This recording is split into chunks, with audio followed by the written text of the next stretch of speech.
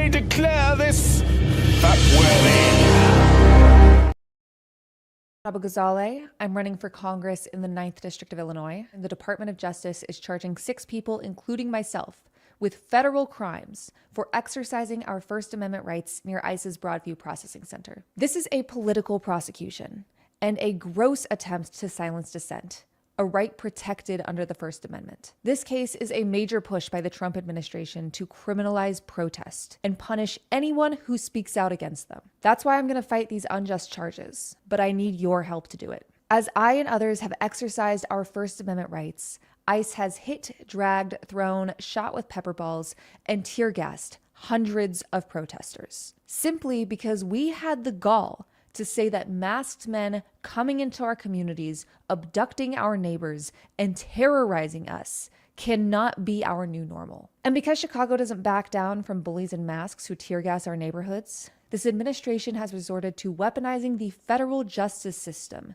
to scare us into silence. But we're not going to be silent. The Trump administration wants you to be afraid of speaking out against it and its anti-democratic power grabs. And there are plenty of reasons to be afraid right now, but we have to overcome that fear. This case targets our rights to protest, speak freely, and associate with anyone who disagrees with the government. And while we have seen the unhinged and unlawful tactics this administration has used against the American public, it's important to remember they're doing this because they are scared. They are wrong. And they know they are on the wrong side of history. We cannot diminish ourselves in the face of these attacks.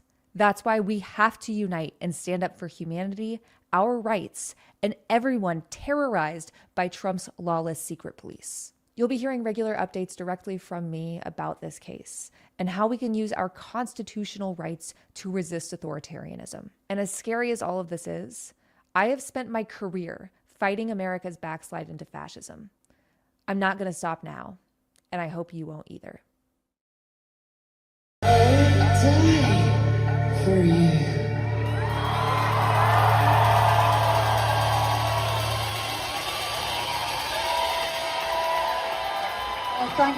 Thank you so much.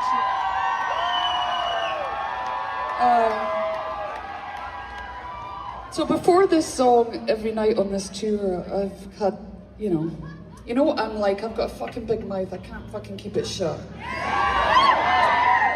And this song is, this is the title track to our 4th record, Bleed Like Me. This song has become a little bit of an anthem, and I have never felt more proud of it in my life than on this tour. This is a song essentially about the othering of other people and how crazy it is that we are being encouraged by the oligarchs and the billionaires to hate one another. We're being encouraged to be judgmental, we're being encouraged to be cruel, we're being encouraged to feel fearful of other people, we're being encouraged to think that other people are our enemy. And I've never felt more desolate in my life about watching what's unfurling, not only here in America, not only in Scotland or the UK, it's all over the world.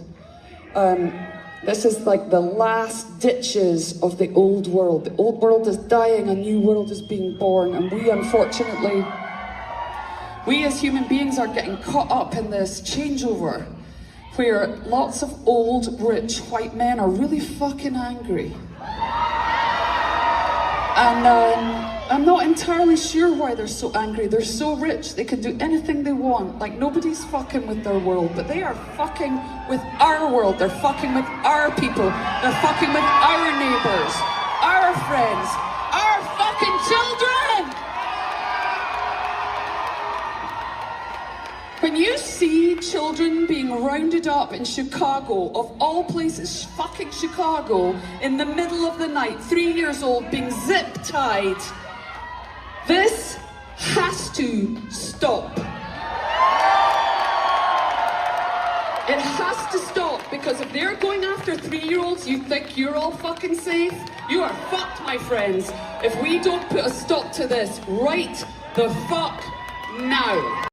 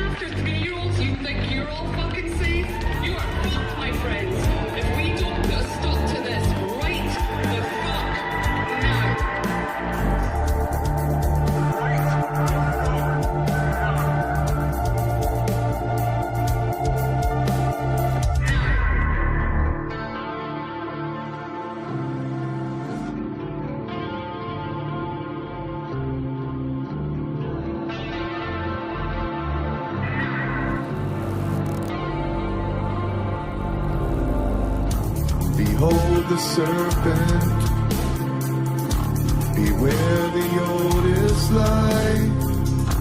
Begrudge our brother for existing on the wrong side of an imaginary line.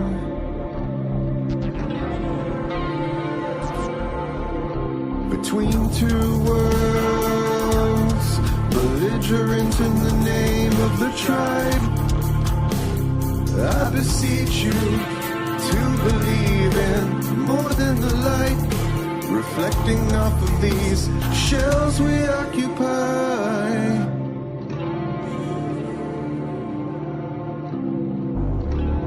Because the truth is, we're all the same. Beneath the surface, we all wanna find our way and find our purpose. We're all the same. We carry our own burdens. We all never cross to bear, and we hope the wait is worth it. Believer of the line, be gone from me and mine. Be ready to fight and bleed, become the truth that they despise. Because they only seek to divide. With venom that besets us on all sides. Yeah, they say, beware the bestial horde. Best believe they'll besiege your lands and come for you and yours. That's a lie.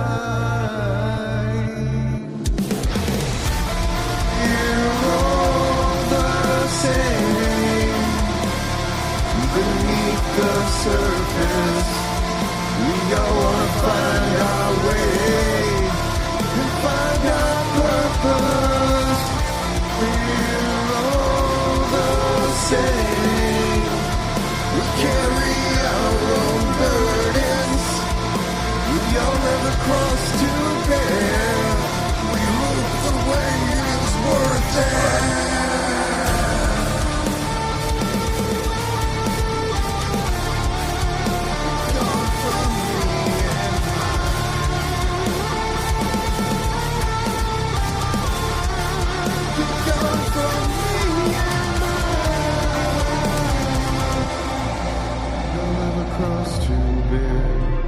But only cowards wanna burn it.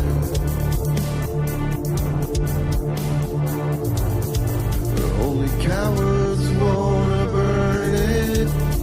We all have a cross to bear, but only cowards wanna burn it.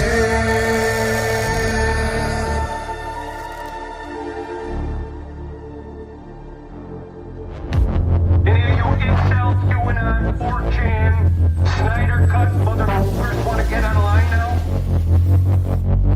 Anybody? I think so. Forced adversity.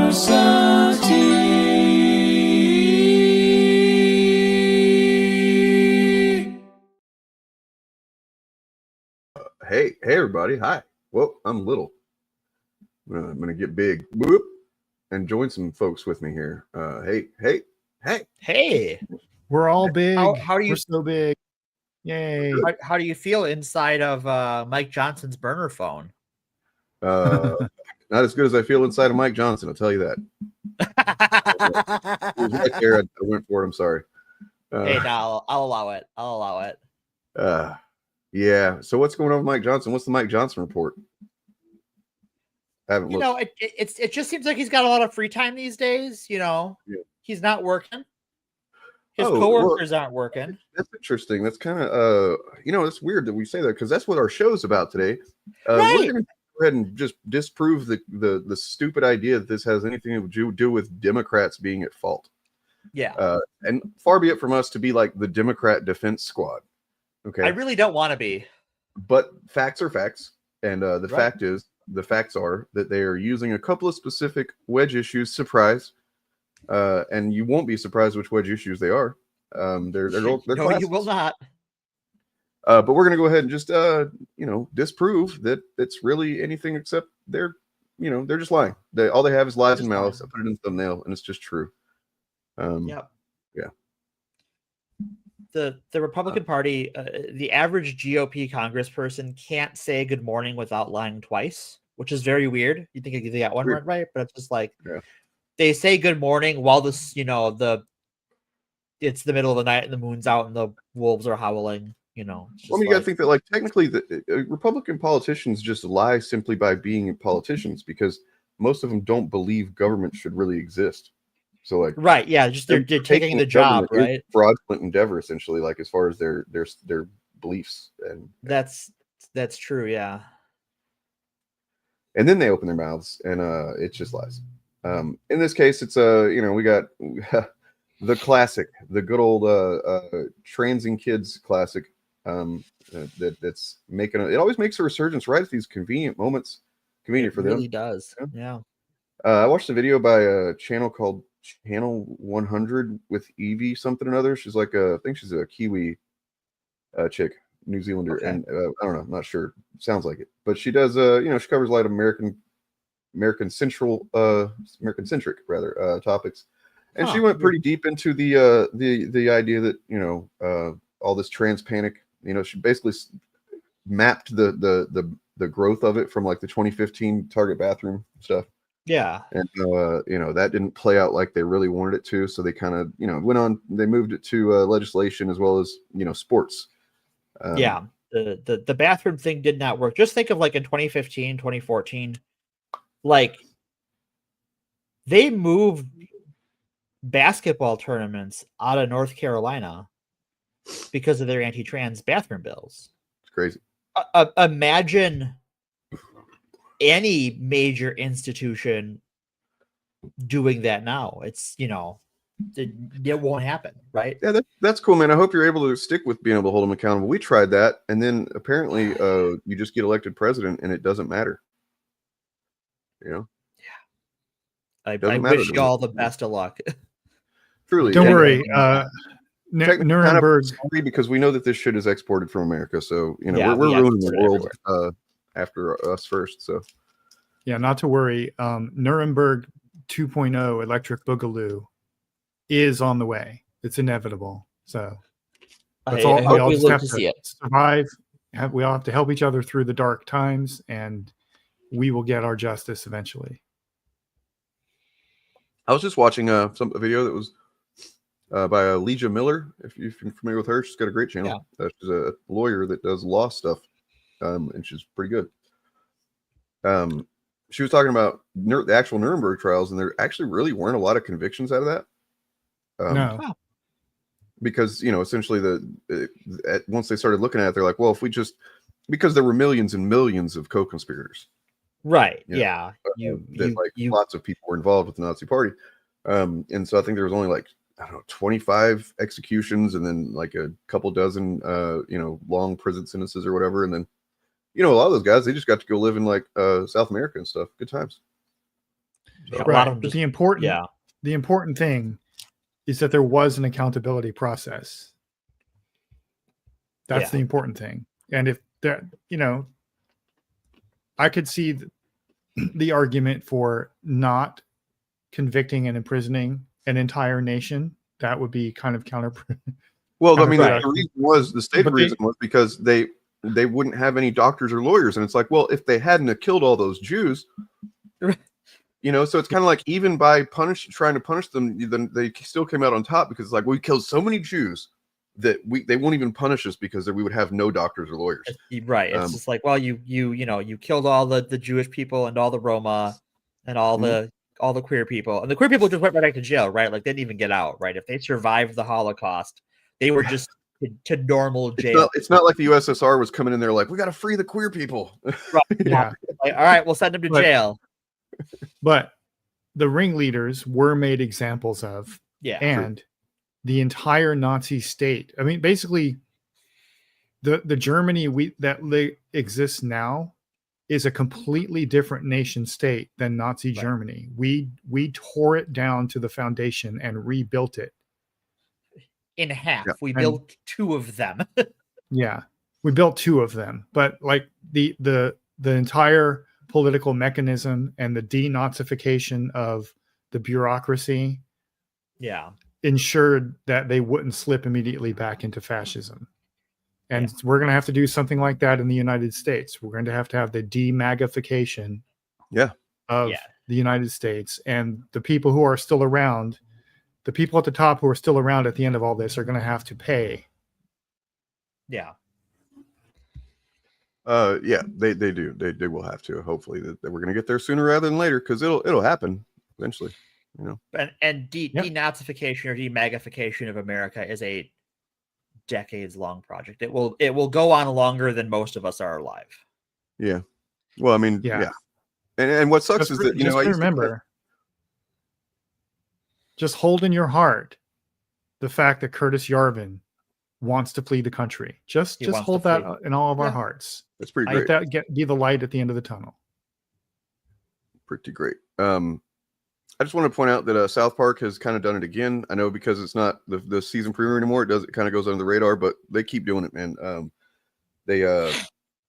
Which, by the way, I think they're cheating, man. They're doing, how Marvel would be like, oh, we're on issue number 3000 or whatever, when it really wasn't actually that. They just did some weird number tabulations to get there. Yeah, they did some funny math. So they're doing funny math with South Park, and they've already, the season that started where we covered not long ago with the Trump AI thing or whatever that wasn't fully AI. That was season 27, and now they're on season 28. And I guess it's because they want to get to a certain point for the whatever anniversary of the show or whatever. So whatever, fuck them. That's not what this fucking podcast is about, but it could be. Yes. It could be that. No, I would be very weird because I don't watch South Park. I just have, we would have to start every episode with just giving you a recap of what happened. Oh, okay. All right. But what happened on this most recent one is that they showed Pam Bondi is now on South Park. Oh, no. And she, anytime the camera, anytime it cuts away from her and then cuts back, she's got a big piece of shit on her nose, just like smeared across her nose. And then somebody's like, Pam, you got some shit on your nose. She's like, oh, do I? Yeah. And then, of course, Stephen Miller, which is a little bit more obvious, still pretty awesome how they depict him. And he's just like this sunken-eyed ghoul that's like, yes, next week. Wait, well, so they're just kind of depicting him. Never mind. I was going to say so they just have a picture of Stephen Miller up there. But they're still doing its important work to satirize this administration, this regime, rather. I'm trying to just not say administration anymore. And I think to if we have any right wingers listening in, I think it's important to satirize every regime. True. They're like, oh, why does this do anything about Joe Biden? Because he's fucking boring. And if you're thinking about certain things in your mind that like, oh wait, they could have covered this and this and this, the reason they did it is because it was probably bullshit that you were at least either being amplified from nothing or completely made up that you were seeing in your fucking algorithm, and that's why they didn't cover it. Also, I don't think South Park was on the air for most of the Biden administration. The main reason was they basically did not air much during that time period. So, here, I'm going to show a quick picture of Stephen Miller here, and then because it's funny. Trigger warning for Stephen Miller. It's not really him. But that's not the joke, Dane. I mean, you can't tell. It kind of looks exactly like him. So, where's that? Here we go. There's Stephen Miller. Yeah, that looks like Stephen Miller. Yes, he's like a you know what he looks like? You know what it reminds me of, in that, like, just how his head is shaped, I know Marvel doesn't have like an Earth X or an Earth 3, but it's like the Earth 3 Professor X, or it's like the evil version. Oh, you mean Professor X? It's the same picture. I can't tell the difference. And then, of course, Pam Bondi. Oh, Jesus Christ. In the episode, because this is how current they are, it's actually their president. The president is tearing down the east wing of the White House. And there is this phantom that's haunting him. He's like, what is that? Well, oh, God. And at first you're like, it's his wife. It's his wife. It's just his wife. Yeah, it's his wife. And everywhere she just like shows up in the room and he runs away screaming. It's pretty funny. By the way, just so you know, that it is still the storyline is that he is having a baby, having impregnated Satan. So the baby that they're having is Satan, and that's cool with me. And at the same time, little mini JD Vance. So basically, just another, JD Vance. Basically, he is conspiring with Peter Thiel to steal the presidency. So I'm waiting for South Park to do something fictional. Honestly, yeah, it's weird that it's just a documentary at this point. But the one thing they did do that different this episode was that they introduced the idea that everybody thinks South Park sucks now. Of course, they're talking about the town, but they're, you know what they're talking about. Right. So they created a website, southparksucksnow.com or whatever. And then you go to it and you can buy a meme crypto coin. And that's what they've done with their following that they've gathered under this idea that South Park sucks now. So, Sure. Once again, just take it. I mean, honestly, that's pretty brilliant. I mean, I don't think they actually created a meme coin. Maybe they did, but yeah, in the show they did. All right. Oh, I mean, the way look, mass psychosis is. I mean, it's tricky because it's honestly unprecedented. Even if it is just a version of mass psychosis, there's never been one like this where people are so brainwashed on a daily basis, like they're just scrolling and having their fucking brainwashing messaging sit right into their fucking heads all day long, every day. Previously old school cults, you at least, maybe you'd meet with the leader once in the evenings or something like that. And he'd give you your messaging for the day or whatever. But like, there's a whole industry, and that's going to have to be something that we address. So the reason I wouldn't call it a mass psychosis, the way we break the spell. Go ahead, Morgan. No, go ahead.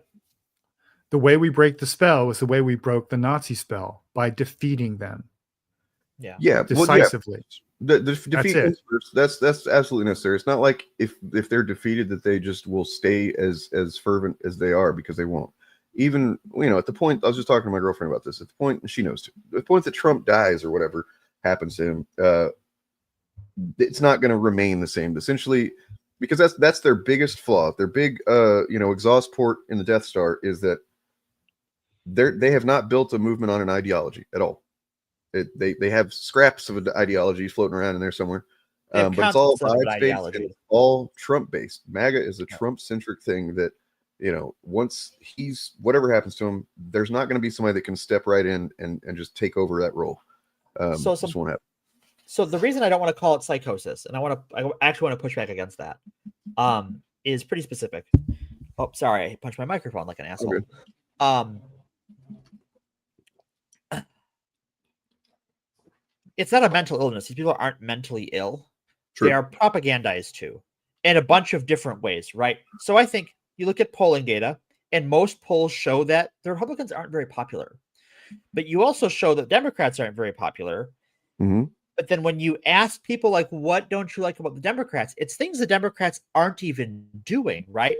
Whether it's like, oh, Democrats are focused on, trans rights or whatever, when you can't find half a dozen Democrats that talk Democrats on the issue, like being ardent defenders of trans people, right? It's like Zoran Mandami and Tammy Baldwin and AOC and maybe Bernie sometimes. It's kind of it.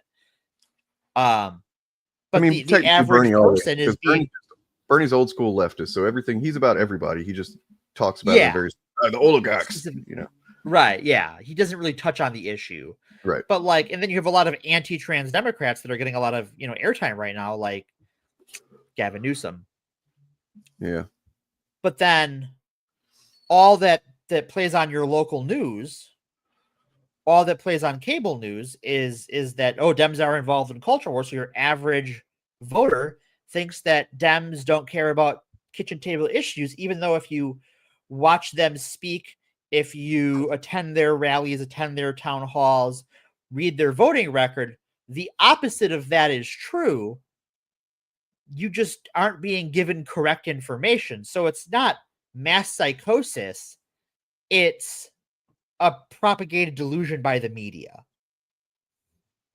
Yeah, I don't think mass psychosis is a thing.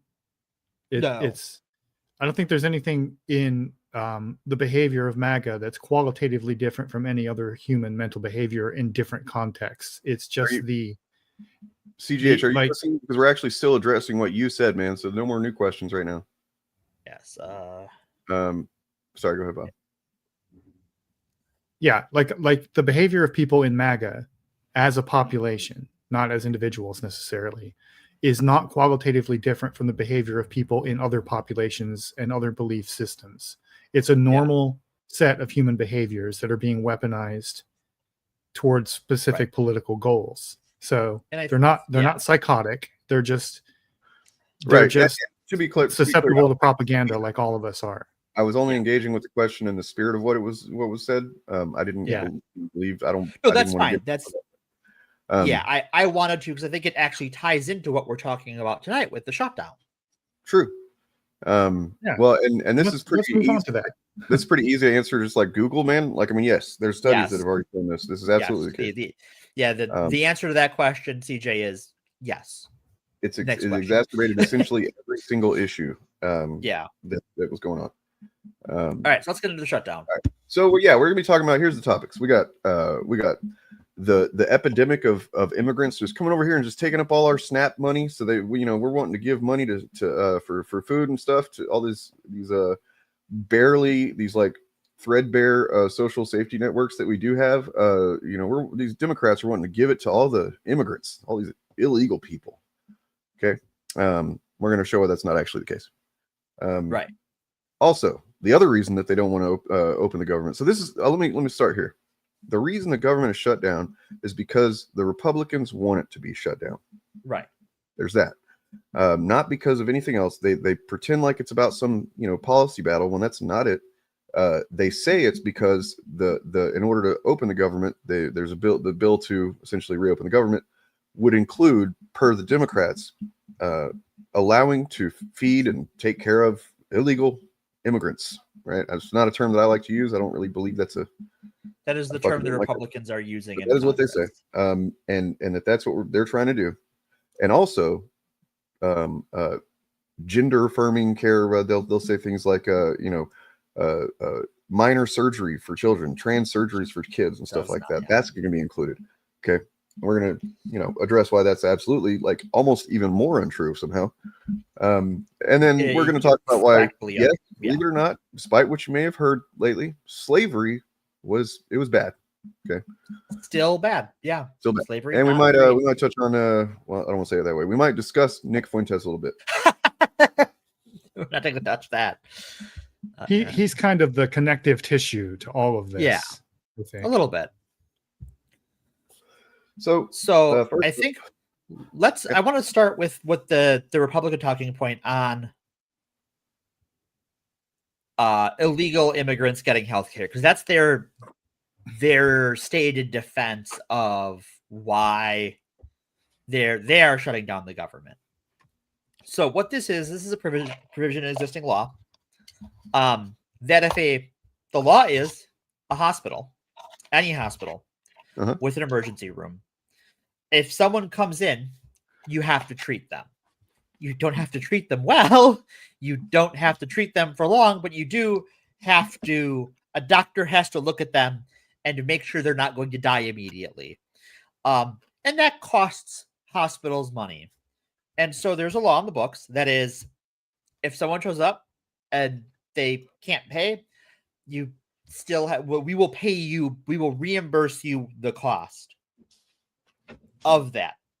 That law does not exclude immigrants, legal or otherwise. And just so you know, this has always been the case. This is not like something that Democrats are trying to advocate for to add to the way things are done.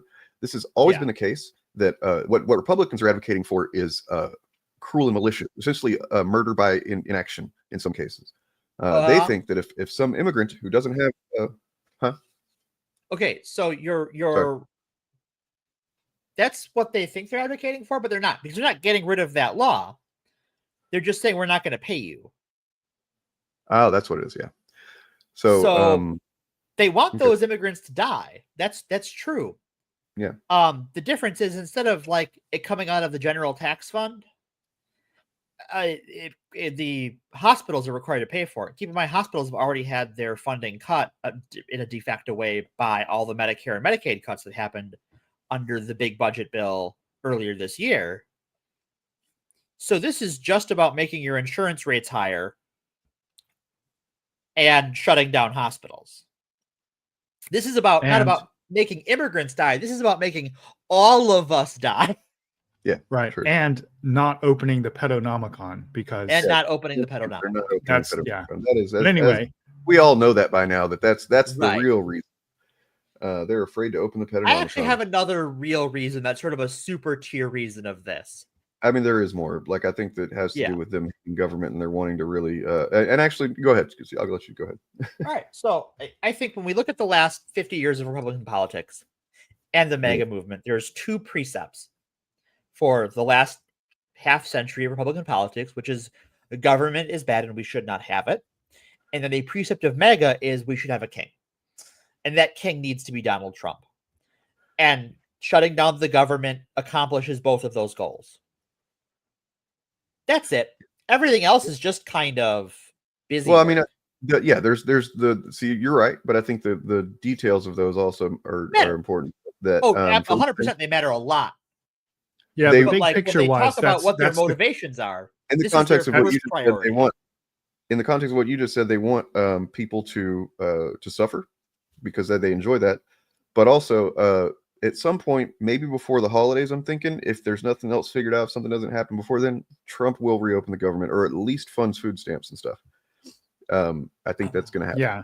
Then Trump is the savior. It's essentially just the same thing. It's what is it? It's going to try and Stockholm syndrome everybody, basically. Yeah. Well, it's what it is they've already had two court rulings that say no, the emergency food stamp fund that exists, that like money is set aside by statute for if the government is shut down, you use this money to fund SNAP benefits.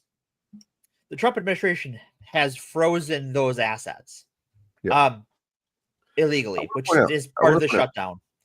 So that's a type of spending apparently that can be shut down. So it's non-mandatory spending apparently. Right. The reason I distinguish that is because I know of people who get things like disability checks, and those are still going because those are included. Those are called mandatory spending. So yep. If I don't know what the food stamps and whatnot, SNAP rather, or I don't know what they're categorized under, but they could be categorized under the exact same thing and should be. So should like I'm using veterans payments and stuff like as a wedge for it. Like right. It all should be essentially mandatory. If the government has taken it upon itself, which they should, to take care of people who need help, they should not be able to just not do that. But so I think that I could be wrong. We should look this up. But I was under the impression that SNAP, etc., is mandatory spending, and that's one of the things that makes this illegal. Is the fact that they're trying to treat it like it's discretionary spending. I could be wrong about that, but that's. I think we might be talking about two different things. You might be right. We might be talking about two different things. Like, as in, like I think mandatory spending is in a specific system that just will pay out, right? Mm-hmm. So I don't know that I don't know if they could stop that. I'm not sure, but or maybe it could just be as simple and cynical as they know that old people and disabled people get those checks, so they don't want to fuck over their own people. Could be that. So, could be but part of this is that after those court rulings. So I want to circle back to that because I think this is important. So the two courts have said you have to spend that money. That money has to go to people on these programs. Yep. And the Trump administration put out a statement saying, well, our lawyers are going to look into it because we don't know if that's true or not. Which is not how court rulings work, by the way. No. But also what is not how the Constitution works. That is not how the Constitution works either. But these people do not care about laws or constitutions or anything like, or people either. They really just don't care about anything but their own, jerking off. Yeah, just for clarification, for the benefit of those listening to this who may not know this, under our system of government, under the Constitution, spending is mandated by Congress. Yeah. When Congress allocates money to anything, the president by law has to spend it the way Congress says it needs to be spent. Yep. The president is not allowed under any circumstance to decide he can move that money around and spend it differently than Congress told him to. Right. So that's the context of what's all of what we just said is the context for the rhetoric around SNAP that we actually wanted to talk about. So right. So Congress passed a law. I think. Yeah. Congress passed a law saying you spend money this way. The president says, no, make me. The court said, we're making you. And he said, no, make me again.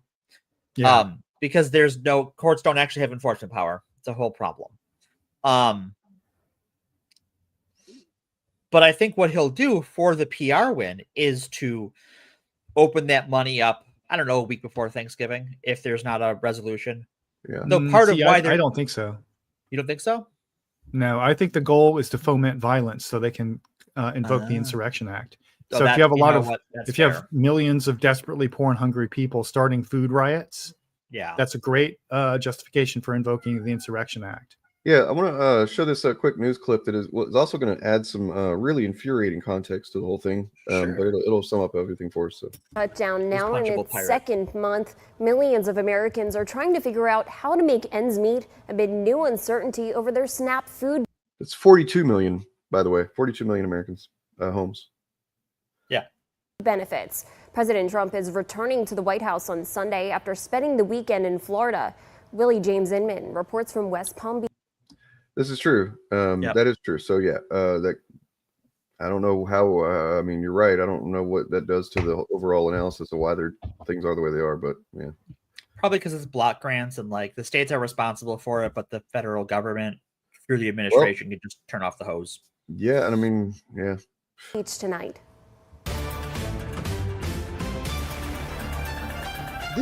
I can't believe his fucking official White House photo is so evil looking, man. Like, I mean, I can, but like, it's almost like he's like, I want to look as evil as possible. It's like his mugshot. That is, I think it is his mugshot. It looks like the hellish light of the Petonomicon glowing up upon his face. This bakery in the Sacramento, California area is offering free sourdough bread to people who receive government food assistance through SNAP. Yes, this is why they're dedicated to convincing people that it's all on the Democrats. Right. That's why they want to get. Yeah, that's why they work very, very hard. Because otherwise, they just wouldn't care. They would just be happy to fuck us over. Keep in mind, however, that a majority of the U.S. population lives in cities, which numerically would mean that a majority of SNAP recipients live in cities, and cities are what they really hate. They really hate cities. Yeah. Awful, right? Like we can't not give people what they need. On Friday, 2 federal judges ruled that the Trump administration must continue to fund SNAP, the nation's biggest food aid program, by using contingency funding. That is a very, very small Band-Aid. And the only way you're going to get SNAP benefits back on track is if Democrats vote for our clean CR. Republicans continue to urge Democrats to support a short-term spending bill that would reopen the government. Democrats say they want an extension of Affordable Care Act subsidies that would lower the cost of health insurance premiums. So for context, the people at ACA their costs are going to be about double now. Yeah. So people who have, I'm sure some of you might even be people on an Affordable Care Act plan through the government website. Those numbers are out already, and yeah, they are 40 to 100% higher. It's crazy. Yeah, I mean, that guy, I don't think he knows how to use a sword, but he has probably sexually assaulted a teenage girl before, like Deathstroke. Probably. So.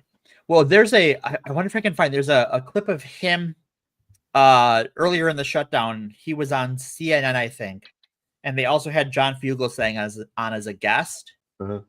And Fugelsang asks why he's what he's doing with the shutdown, because you're here on TV. He goes, oh, we're doing like constituent work, and John Fugelsang is like, welcome to New York City, Congressman, because Dan Crenshaw is a congressman from Texas. Yeah. And he doesn't have constituents in fucking New York. Yeah. It's also really he was not really making appearances publicly, or at least he wasn't very prominent appearances for a long time, it seemed. Yeah. Now he's back and I hate it. Yeah. And this news report is slightly misleading because the anchor just said that what the Democrats want is to lower the cost of not even, I wish. Right. No, what they want to do is keep them the same. Maintain them, yeah. Yeah. So the way this guy framed it is already accepting to say, well, the costs are going up, So Democrats want to lower them from that cost that they're going up to because Republicans have cut funds. Right. Well, yeah, and now it would be they'd be lowering them because now they have gone up. Yeah. Right. But the framing accepts the inevitability of the cost increase. Right. It's well, just to the be way fair, that the media. This is. Let me see who this news is from. It could be like a Sinclair or something news group. Yeah, it's possible. It's just another example of the way that the media talks about Republican policies like it's the weather. Like we have no choice. Yeah. We just have to accept that this is going to happen. Right. New York and New Jersey have apparently declared a state of emergency, by the way. Because several states have, yeah. Yeah. And then the reason I've chose this one in particular, and I guess maybe there's not much time left. We'll see how they get into it. But there was a little bit of a Trump info that I thought was especially frustrating. Get the darn thing open, deal with the healthcare cliff. Don't let people go hungry when we've got money set aside on SNAP. That can all be accomplished sooner the better. A new CBS News YouGov poll shows Americans are increasingly voicing concern about the shutdown's impact on the U.S. economy and themselves. There's also This is a pointless. This is a nonsense statement. This doesn't make any sense. Yeah. You're literally just saying dumb bullshit right now. It doesn't make any sense. I'm sorry. Politics are the issues. That's how we resolve issues in a society. That's what politics are. I don't know that you could have just made a debut in chat with a more meaningless statement than that. Yeah, that's so worry about the effect on government functions, including air travel. We have to be honest. When we have controllers, where we have shortages in towers and TRACONs, doing two jobs, does it add more risk into the system? Sure, it does. But again, we're always. I don't hear anybody from the regime. So the point is that supposed to be, it said in the title, I guess they're not going to fucking address it. Holy shit. They don't. Yeah, look at so that. In the title, it says that they're going to mention the fact that Trump had a Gatsby-themed party. Yeah. Trump had a Great Gatsby-themed Halloween party.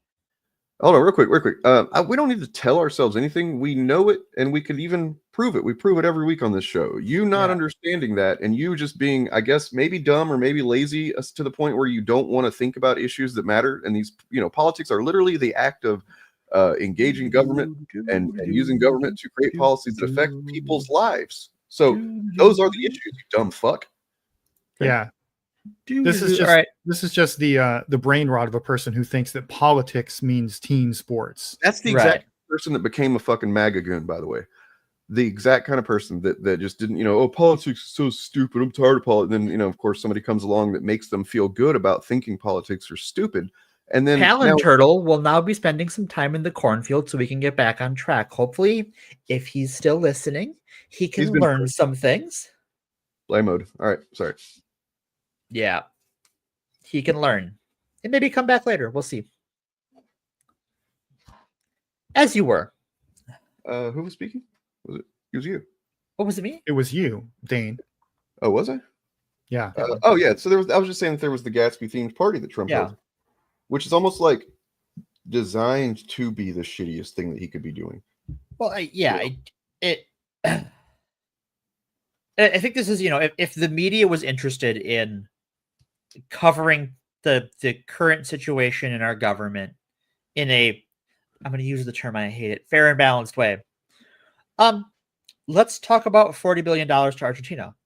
Let's talk about millions of dollars per airstrike on fishing boats in the Caribbean. Well, let's talk about the rhetoric of the worthy poor versus the that brings us into I've got a little video to check out about that because let's talk about that. This is another one from the channel Park Rose Permaculture, fellow Portlander. She puts out pretty great content, if for no other reason than she's always finding the little videos that go around that I don't see that show that somebody's talking about a specific thing that needs to be addressed. Yeah, she covers a lot of TikTok videos, but she covers them on YouTube. So right, that's what I should say, because I ain't going on TikTok, man. Fuck all that. I'm old. I don't go on TikTok. Where the hell is that video? Sorry. TikTok and Tumblr are the same thing to me. Not that they are the same thing, because they're very much not. But I don't need them, because if there's something interesting that happens there, someone will show me. Yep. Somebody will bring it over to a platform that is much easier and more you know, I'll delegate the labor. They can send it to me on Discord, and I will be pleased as punch to see it. But while Dane's looking up that video, I saw the video earlier this week, and it's a great illustration of the problem with the Purple Revolution that Dane and I talked about a couple weeks ago on his stream, that of how much work the so-called Purple Revolution still needs to do before it can really engage with the rest of us constructively. But even if it is before it understands what politics are, even if it is a sincere thing and it's not just an intentional fucking psyop, which is possible, then it's just not something to trust. I could have sworn I download that video and I'm not finding it. Yeah, I have a funny story about this while you're looking for that. It's completely unrelated. So I run Pathfinder Society. It's a role-playing game organized play program. But we had someone at a convention who was so like TikTok brain rotted that they were like trying to watch videos their friends were sending them while we were playing at a convention, and they kept turning the volume up on their phone because they couldn't hear it because conventions are allowed. I'm like, can that wait? No, it can't wait. I'm just like, very silly moment. But missing the point is the whole it's the classic, as you say, it's another right-wing media illiteracy thing. They don't get it. But I mean, according to if you watched Ant's recent video, according to some folks, there's just one universal truth to every story, or should be. That's not how stories work. Here's this. You see, all these people bitching about food stamps that are running out on the 1st. I don't really give a fuck. I care for the elderly, and I care about the people who actually need the food stamps and the welfare assistance. So the people on those programs got it. All right. Every single person who is on SNAP. I want to say, is there abuse of systems? Always. Every single system, there's always going to be some degree of abuse happening to that system. That is the nature of systems. You can do whatever everything possible to mitigate the abuse that might happen to a system, but generally SNAP is extremely difficult to abuse. Okay, it just is. And I want to show this other clip real quick too. I don't think we need to watch a whole lot of her video to get the point, because he just said it. He said all the things. She covers. She has a tendency to ramble, I think. It might be to get the ad revenue. I don't know, but she covers the point that, like you just said, basically every single person on SNAP is, number one, an American citizen. It's impossible for non-citizens to get it. Number two, most of them are elderly, children, I want to go ahead on disabilities. What? Go ahead and give it to that, to proving that point you just said, actually, since you mentioned. I was going to get there, but sure. Yeah, well, we can prove it. I'm just saying what she said, right? I was going to get there is what I'm saying, Bob. Okay. Here we've got anyway, a PDF of the SNAP eligibility process. This is from the Oregon version of this. So this is like and this is the way it is with all of them, because they all follow the same guidelines that I'm sure the federal government established whenever they did it back when we had a federal government. Which I think it was 1971 or 1961. I think it's been a minute. Yeah, this is not a new program. I mean, SNAP is new, but like food stamps is food stamps. JFK enacted.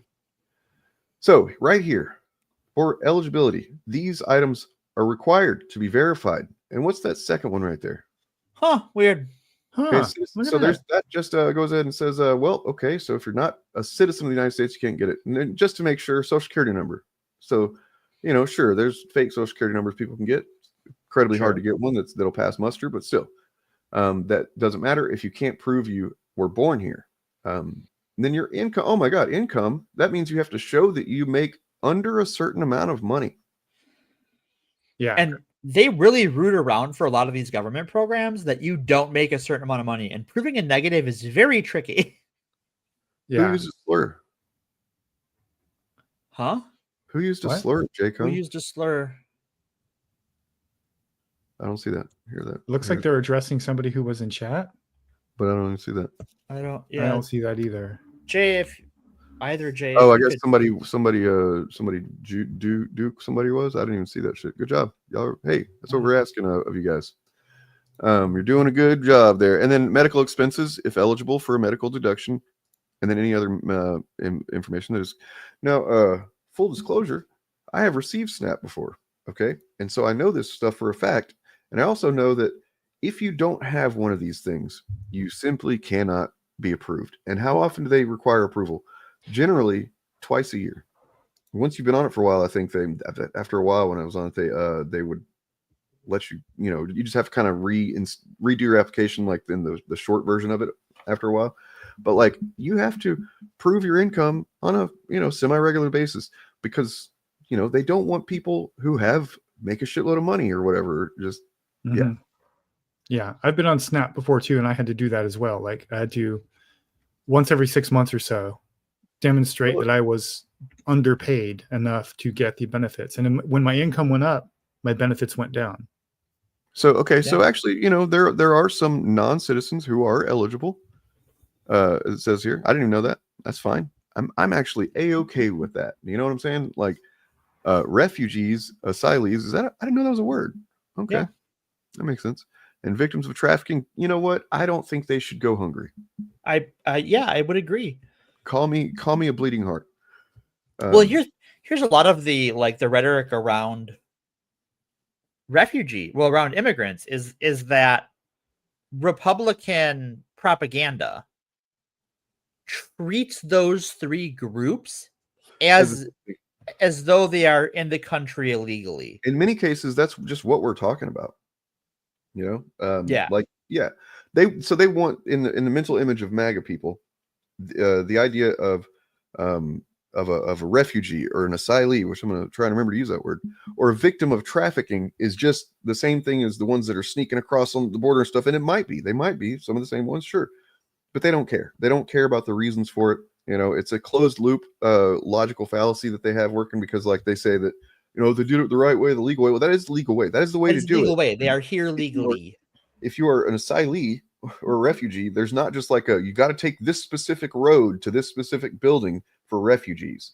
You know what I mean? That's not how to do it. Yeah. So how you apply for that status is you arrive at a port of entry and you say, I'm here as a refugee. And by law, by treaty law, they have to let you in and process your stuff. And that takes time. So you have people who are here living in the country who are undergoing that legal process, but have to wait because we only have so many immigration courts. Probably because we keep spending all of our immigration money on more cops to throw children into cop cars. American citizen children into cop cars.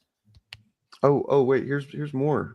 So if we're talking about people that just by implication that guy was talking about people who have jobs, I guess, that make money, and if they still get SNAP or something, like who the fuck ask if you would really want to do that? Would you really want to receive? You basically have to think of poor people as all being malicious and evil and shit. They do think that. So able-bodied adults without dependents, ABODs, has to be at least 18, but not 52. Does not have a child under 18 receiving SNAP with them. If you're an ABOD, must meet work requirements. So there's already fucking work requirements involved with this stuff. They act like they just give this stuff out willy-nilly without any consideration. That's absolutely not true. There are limitations in place that honestly I would probably, if I had my druthers, wouldn't be there. But they're already there. You have to meet the work requirement. So you can't just be, you can, but you have to be trying to. The same thing with what you call it?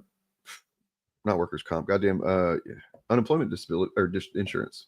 Yeah, where you have to be trying to get a job. You have to prove that. This is not. Yeah. And then the only exemptions for that are mental or physical health issues. Right. Where you simply cannot work.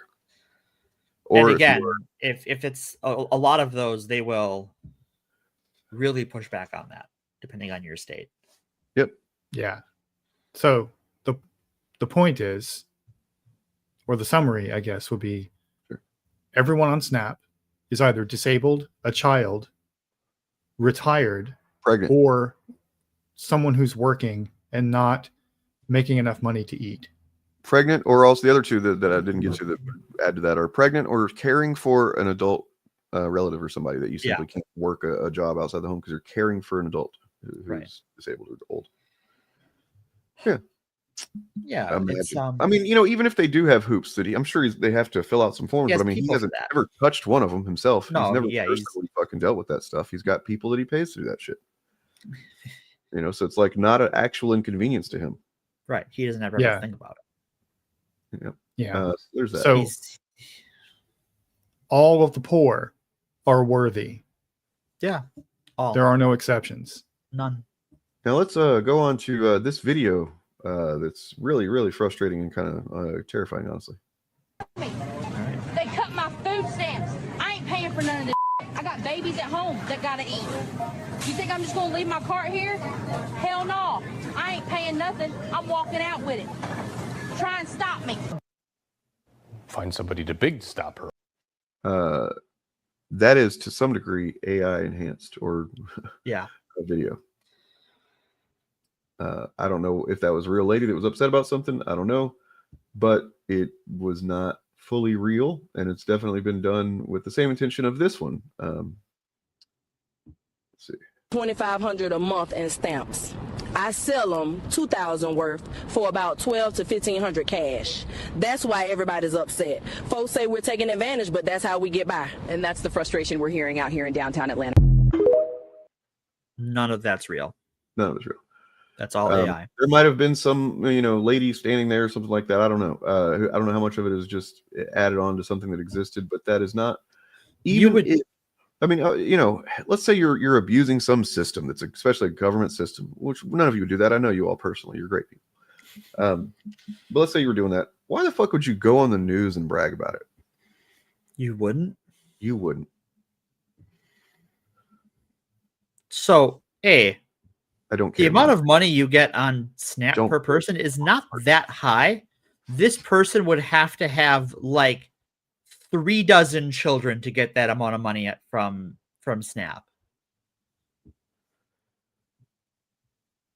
Yeah, I know. You're not supposed to be able to. They're absolutely propaganda designed to demonize, dehumanize, and make the poor seem like criminals that are just abusing the system. I'll help you out. So look at the can we blow the can you zoom in on that, like the picture a little bit? I can open it up in a window and then maybe zoom in that way. But yeah, if you could do that, that would be. I don't think I can do that either. So because I want to point out the artifacts because I think it helps to train people. I'm pretty sure the second one has been verified as fake. I don't know about the first one. Well, that's the thing is if you, one of the first things that should make you pause anyway, I think, is resolution really fucking janky? Does it look like it was filmed on a potato? Everybody's got his phone that does pretty good resolution these days. Right. That doesn't prevent things from being run through some, compression or whatever that happens. But I mean, this looks pretty goddamn bad. That's because you can use a shitty resolution to hide the artifacts. Yeah. But like the logos you can see on like the can there, that's not like a real logo. You can't see what's on her shirt. The people in the background don't move at all. Like they're just stationary images. You have this green. The welfare queen was a Reagan invention, and it's worked well for them to some degree. So. They're running back the classics. Hashtag the oldest lie. Yeah. But so that's a good just sample of the ones for this one, the things to look out for. If you can get to the next one, please. Yeah, honestly, that's number one. Newsmax. Yeah, if you're watching Newsmax, they have no fucking journalistic integrity whatsoever. You know what I mean? Whatever the opposite of journalistic integrity is, that's what they have. Whereas Fox News might give pause to showing something they know is completely fake. They will cosplay as journasts. But that's more Newsmax than Newsmax. Like, I don't even care. Whatever. Trump all the way. Yeah. So there's that. Right, let's fast forward to the other one. This was literally the Purple Revolution guy. That's literally him. You can see it right there. TikTok. Yeah, you could really, He's the guy who created the idea of the Purple Revolution. It's fucking, at least in this incarnation, this is not the way to go. This is not something that's going to win anybody over. That's worth having, to be honest, because our politics come from our values, and this guy clearly doesn't value people that he imagines are, some kind of malicious, food stamp stealers, whatever. Also, I wanted to say that if Blue Frog March, whatever you want to call yourself, it's also it's really pretty fucking gross and kind of lame whenever people create another account or use another account to log in whenever they've been booted out of here, because like, why the fuck would you want to go somewhere you're not wanted? That seems really weird. But if you meant to say something else, if you meant to say more than what you said, then you should have said that. You shouldn't say something so reductive and silly that nobody knowing who you are and having context for what you might mean would take it the way that honestly anybody that gives a shit would have taken that first comment you made. So it's on you. And also, I don't care about how nice I am to people who are going to dismiss things that actually matter. We are beyond that in the country, in the world, at least as far as I'm concerned. And I'm, being the change. I don't give a shit how nice I need to be, or somebody that's dismissing people's well-being and livelihood. I don't give a shit how nice you expect me to be. You can fuck off that shit, because people are dying. People are fucking losing their rights. And I just don't give a single shit about being nice to somebody that thinks that's the most important thing to do. Okay. All right. Moving on. So let's look at the other video, because I think the artifacts in this one are also good to point out. And these are the things you have to look for in these videos. Yep. True. Yeah. So there's that. You can go to probably whatever state you're in. You can go to, information about SNAP if it's something you care about. And I mean, if you don't care, as we say, okay, then don't engage with it. You know what I mean? If it's not something you actually want to argue about anybody, or try and disprove or whatever, then fine.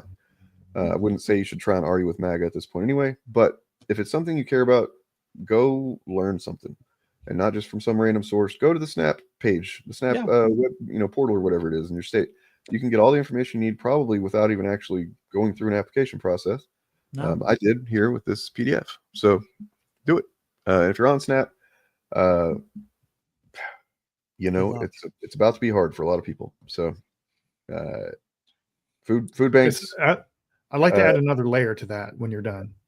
Food banks. There's also, churches, a good place to start looking if you are desperate for food. And desperation is not a bad thing. It's just, we're humans. We need to eat. And we live in a system that has made it to where food only comes through certain avenues, and they're shutting those down. Yeah. So go ahead, Bob.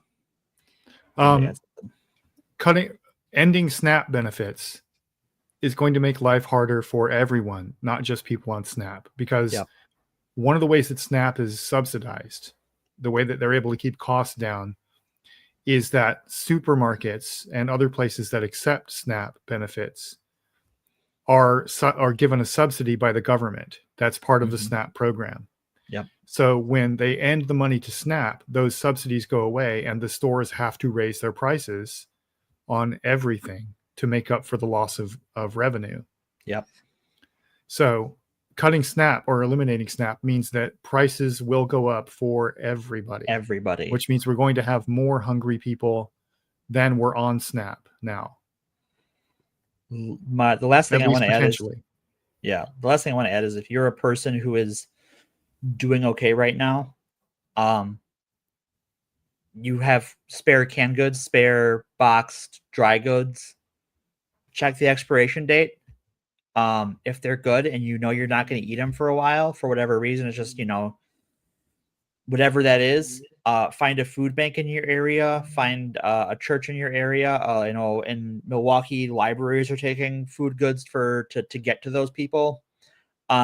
Get those things to people that need them right now. It literally can be life-saving for people. Anything you can give is a meal someone wouldn't have otherwise, and it's a big fucking deal. So if you are looking for a way to help right now, and you've got some cream and mushroom soup that you don't like, that your mother-in-law wanted for a recipe, not to use a specific example, great time to go give that to someone, because it can save a life. And contact your food banks to see what kinds of foods they most need, because there's particular categories. I forget what they are, but there's particular categories of foods that food banks seem to always be low on. Right. Like I think peanut butter is one of them. If you're somebody that doesn't have a lot of time, but maybe you like live in an apartment complex, one thing you could do is just kind of if you first of all, if you have a bunch of canned goods in your pantry that have been there, make sure they're not out of date, but canned goods generally stay good for quite a while. Just put them in a box and stick them out in the lobby of your apartment complex or something. Yeah, because the people that are going to need them, we're going to grab them. Yep. If something you don't know where to go or whatever, you just want to do something real quick, that's absolutely valid. And make sure you mark the box as free food, because some people who need food are still good people and will feel guilty about what they consider stealing. They won't take it. Right.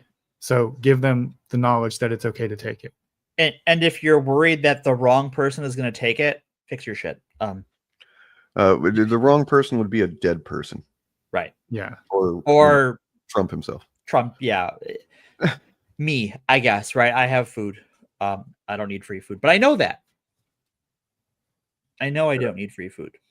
Yeah. And they're offering like a nice croissant. That sounds delicious right now.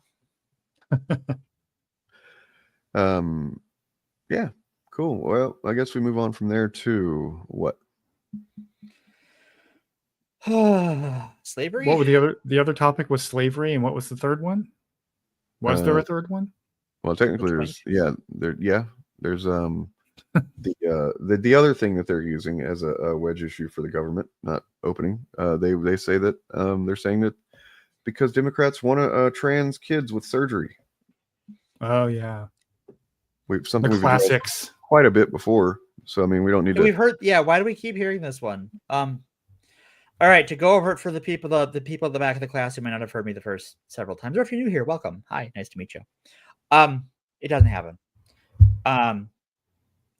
Healthcare for trans people is in the most progressive places with the most inclusive policies, incredibly gatekept. Children can't just get even medication for trans health care very easily, even if it's medication that cis kids could, which is always a fun part of this. Same thing with surgeries. Well, that would sound like that trans people don't actually have exactly the same rights or something. No, it's like they don't. It's weird. Weird. But so if you have a trans child, let's say you're a parent, your child has come out to you and go, I don't think I'm a boy, girl, whatever, right? Whichever one it is.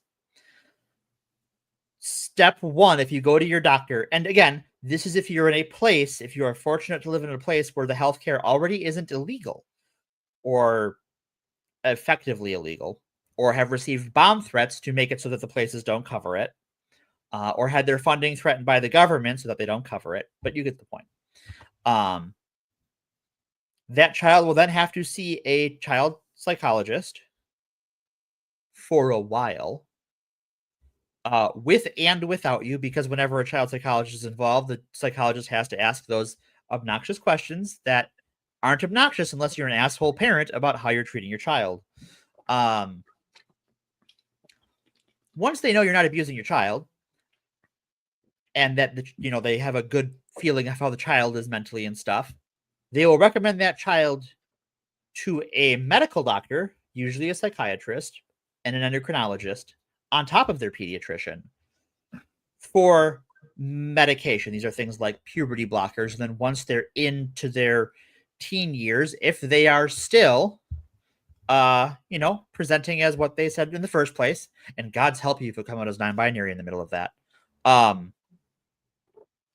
then they will consider starting you on low doses of hormones, depending on where you are with that. At the earliest, in the most inclusive, progressive programs in the country, a child might receive surgery at 17, 16. And that's usually only because it's usually for breast removal or breast reduction, which is something, again, cis kids can get if their parents think they need it, and not really why they need it, just if they think they need it. It's elective surgery. Your insurance isn't going to pay for it anyways. And that's really only if they didn't get hormone therapy in the first place, because if they were on puberty blockers from a young age and then on the proper hormones once they're a teenager, they won't have much breast growth anyways, because that's how the hormones work.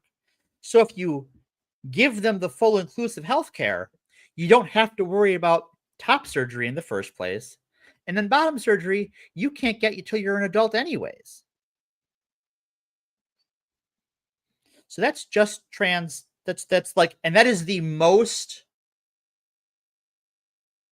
like inclusive version of this as you can get, right? You can't get this in Tennessee.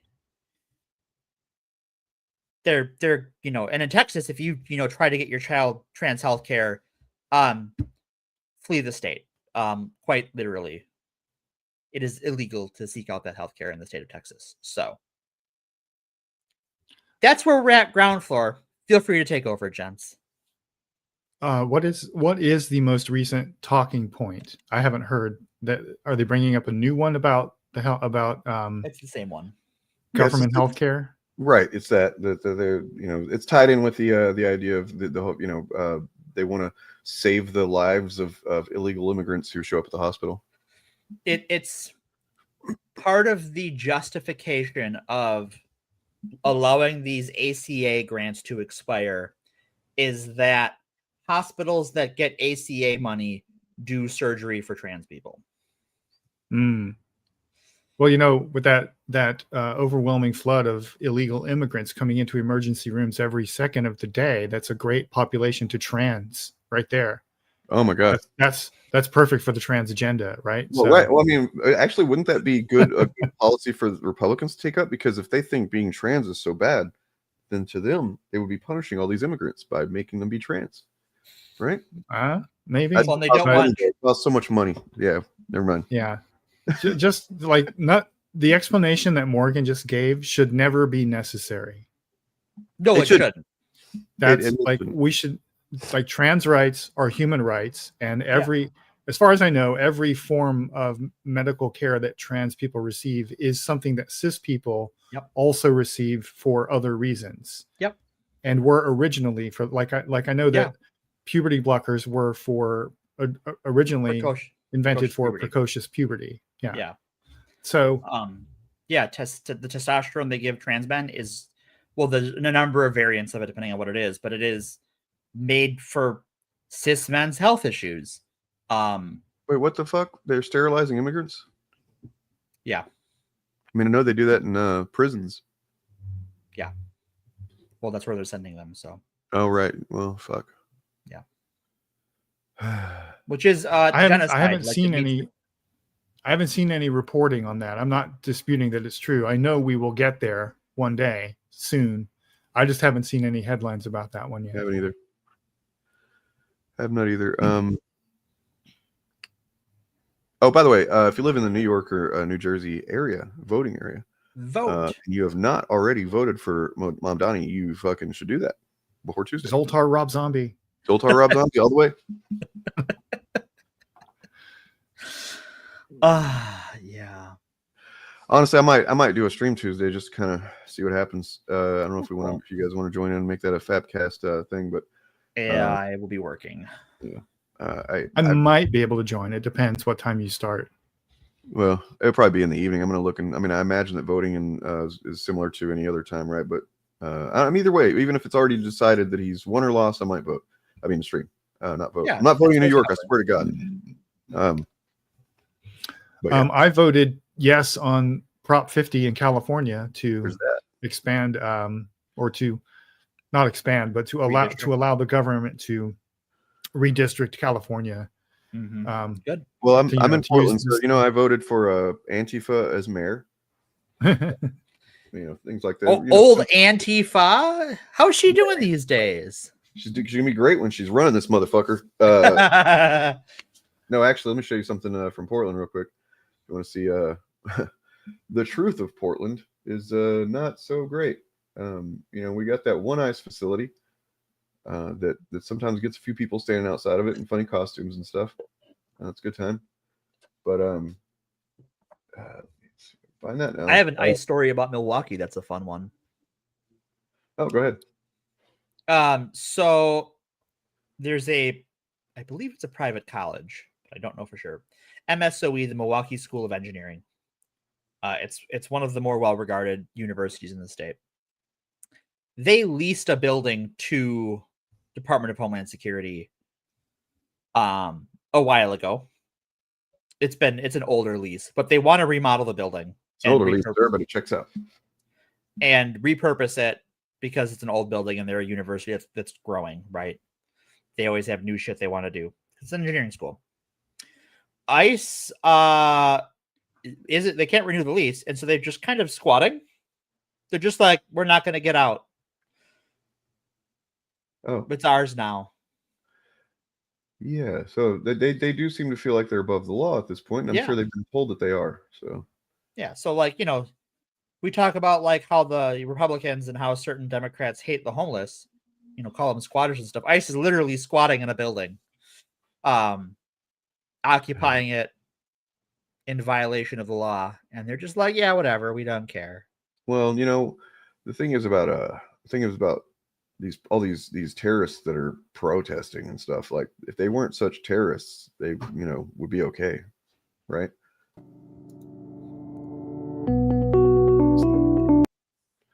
Jesus. Just a guy standing there.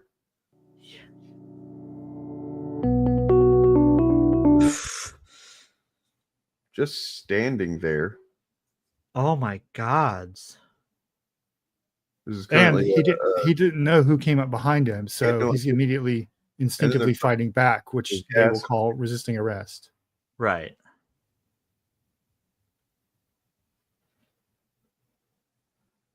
Hold on, what did it say? It said, state and Portland police have called federal officers' use of force inappropriate and excessive in court testimony. So, yeah, so this is, look, once again, man, maybe not a lot of cops, but at least some of the ones in Portland are like, hey, man, don't be such a piece of shit. I showed that video Friday night of the Portland cop that's like, there's some lady working for ICE, and she's in a truck, and she's trying to drive through where there's a bunch of protesters standing there. And this cop is just like, lady, if you fucking go anymore, I'm going to arrest you. And she's just like, no, it'll be okay. It won't be that messy. And it's like, holy shit, dude. Wow. Why do you got to make me be like, go cop, Right. Yeah. ICE arrested a cop the other day because he was being a cop while brown. To answer Jay's question, it's the Third Amendment. That's that you can't quarter soldiers. Yeah. Yeah. So they're just like, we found a way to get that one too. Let's fucking go. Yeah, they're the Republican Party. Well, if these are amendments, then we can kind of unamend them as we want to, right? That's the thing we can do. Sure, if you can get 2/3 of the states and 2/3 of the Senate and Congress to do it. Honestly, I'm surprised they ever added any to the goddamn Bill of Rights and Constitution, because I mean, how the fuck do they get that much consensus on anything in the past? Consensus reality was a thing. Yeah, it seems like fucking impossible at this point, but. Yeah. So it's important for all of us to remember that these people, ICE, MAGA, do not believe in the Constitution. No. So we need, while we do need to document and highlight what parts of the Constitution they are violating. What the fuck was this guy even? What were they even doing? Sorry, but I was just like, what were they even doing? They were just standing there taking pictures or something? What? They're just standing there saying some shit, maybe? They were offending the God men. That's what they were doing. But anyway, these people, their goal is to replace the Constitution with either a techno-feudalism or a theocracy based on biblical law, literally based on Old Testament biblical law. Probably a bit of both. That's not an exaggeration. But only some of it, right? Only the parts they like, because the Old Testament is actually an anthology. Depends on which of them we speak to. Which could be a segue into the slavery thing. But so appealing to them, like, it's important for us to take notes on the Constitution and keep track of all that. But appealing to them by talking about the Constitution will not work. They don't believe in it. They don't care. And everything they're doing is to push the boundaries of constitutional law to see how much they will be allowed to get away with. Well, I'd like to give a historical, analog of this whole thing. Well, not analog, but like a comparison. So prior to the official start of the Holocaust, back in the old days of, back when the Nazis were first a thing. Back when we had the first Nazis. So they had before they, I don't know if it was before they were actually in power or not, but like the thing was, is if you know what a pogrom is, that is essentially a riot in which a bunch of people go about beating and hurting and murdering and Jewish people, as well as destroying their homes and their businesses and stuff like that. Yeah, simply just free for all against Jewish people. For some period of time or whatever. That's kind of just organized and encouraged to happen, right? So they were doing those pretty sparingly at first, because there was the middle class Germans would see that kind of thing and they'd be like, oh my God, that's what's going on outside our door. And there's these guys running around beating up the Jewish neighbors and stuff. They would eventually kind of like, hey, we don't like that. It makes us uncomfortable. And so they would kind of pull back on it. They would stop the pogrom. Then they would wait for a little while for things to calm down. People go about their normal lives or whatever. And then they would call for another one. Yeah. And there would be another one, right? And it's kind of not really a frog in boiling water type situation, but it is over time. It does, desensitize people and like just go, oh, this is just something that happens now every once in a while. Well, and when it comes to anti-Jewish pogroms in Europe, that went on for centuries. Sure, but I mean, I'm talking about the Nazis organizing it as like in the early 20th century, post World War I, like So and eventually, it just kind of another thing that they would do, that Hitler would do, was have the doctors, the rich Jewish people, before they actually started any official Holocausting or anything, even official any anti-Jewish anything, they would kidnap a rich Jewish person, hold them for a ransom because they, surprise, they sucked with money. Their economy was bullshit, even though they were telling everybody they were the saviors of the economy. So they would basically just hold ransom or get ransom for these Jewish people so that they could have some money and pretend that they knew what they were doing. Well, and also they depersoned a lot of Jewish people where they would take their citizenship and deport them and then take all of their money. Mm-hmm. Yeah, that was around the same time that they basically just kind of told Europe, we're just going to go ahead and take what was it? Czechoslovakia, I think, or Poland or whatever. No, I'm sorry. Austria. They're like, we're just going to take Austria, and they're like, yeah, well, okay, we don't want to do another World War I type thing, so you guys can have that. Was basically Europe's response. And part of it is like when we talk about the Holocaust, it wasn't just like we're going to kill all the Jews day one was the plan, right? Because it turns out they took fucking notes. Yeah. Because there's a lot of German military guys, right? They wanted to export those people. They wanted to deport them and make them someone else's problem. But they also wanted to expand their country, which means they were pushing the Jewish people in their country out and then invading the countries they were pushing them to and going, see, look, all your Jewish problem, all these Jewish people around, we're going to push them out. And now their neighboring countries like, well, shit, we're at war with you. So like, you can't just send them here anymore. So then it was, well, we have to start putting them in camps and all of that.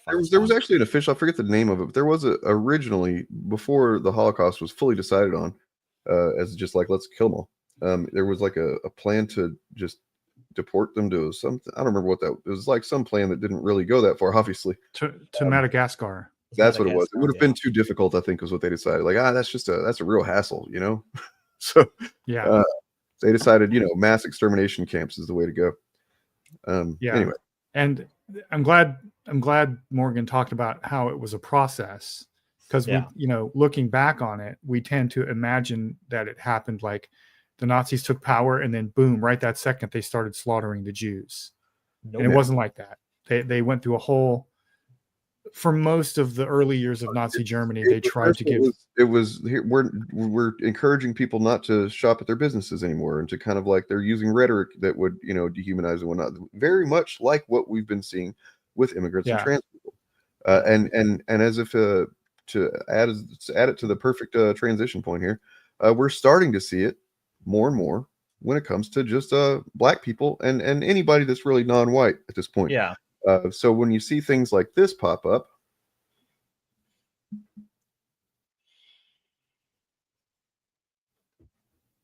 yeah, The content institution warning. of slavery is not inherently evil. I know. Some of you guys are upset by that. Some of you guys are saying, I've been saying that for years. Okay, I'll take it a step further. It is not inherently evil to own another human being. okay, I want to add real quick piece. Hold on, I got to mute for a second. One, cringe. Just the sound effects and like not only is what he is saying cringe, but the sound effects is just like, guy, I just, bro, bring it in. Get a writer. Yeah, so this guy's name is I have the information here. Joshua Hames. Joshua Hames. He has some, I don't know, some fucking right-wing Nazi YouTube channel. Sure. But the most important thing to know about him, I think, and this is really hard to find. There's only one image that I can see of this, and it's really small. I'm gonna go ahead and download that so I can show you guys. Let's see. Very important. Like, honestly, this is the most important thing to know about him. He's been like a youth minister type guy in the past. You know, I don't know if he's always been So he okay. this far right wing or what, but like the simple fact is, yeah, and you can't trust anybody like this, okay? Nobody that has this going on. Well, should you trust? Oh, look at that fucking man bun. Holy shit. What a piece of shit, man. What kind of piece of shit? I agree. This is the most important thing to know about him. But the second most important thing to know about him is that he is a pastor at the church attended by our current Secretary of Defense, Pete Hegseth, who has appeared on his podcast before he was Secretary of Defense. And that's Pete Hegseth with all the Nazi tattoos, right? That Pete Hegseth.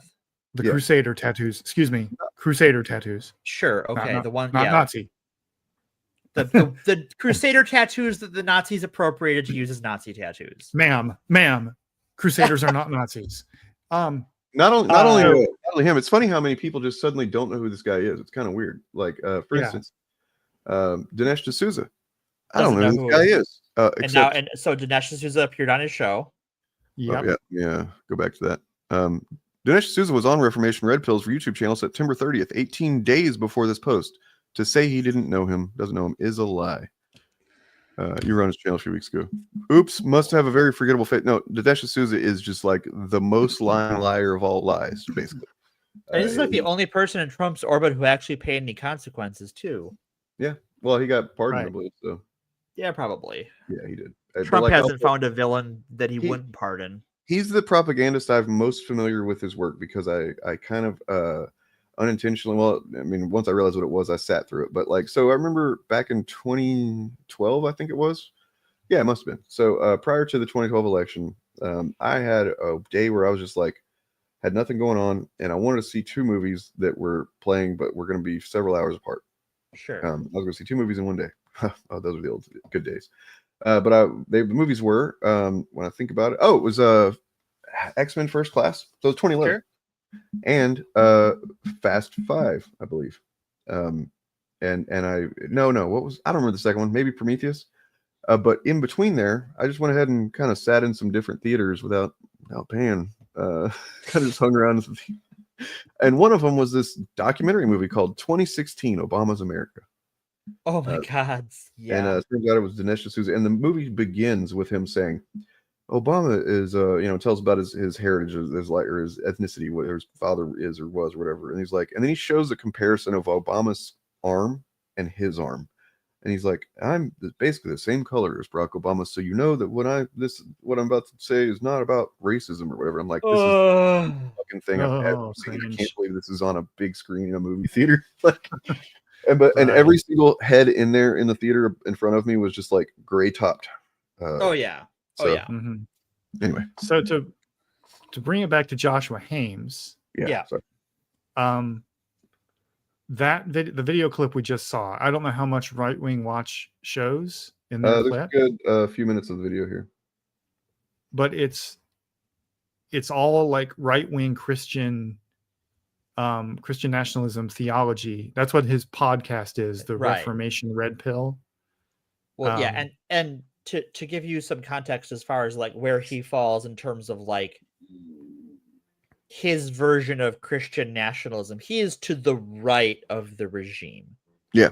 And the Christian nationalist in the regime. Well, I mean, he's to the right of what the that's yeah. regime is willing to present themselves as at this right. point. That's a better way to put that. He has, so that's why I mentioned Pete Hegseth. Right. This isn't the first time Pete Hegseth has been associated with, has been linked to this particular church. The church is run by a guy called Doug Wilson, who thinks that the 19th Amendment, which gave women the right to vote, needs to be repealed. And Hegseth shared a clip of Doug Wilson saying that after he was the Secretary of Defense. And so this is the theology and the ideology that is animating the guy who runs our military. Right. Badly. Yeah, badly. And unfortunately, it does seem like a good bit of the top brass that just are not taking him very seriously.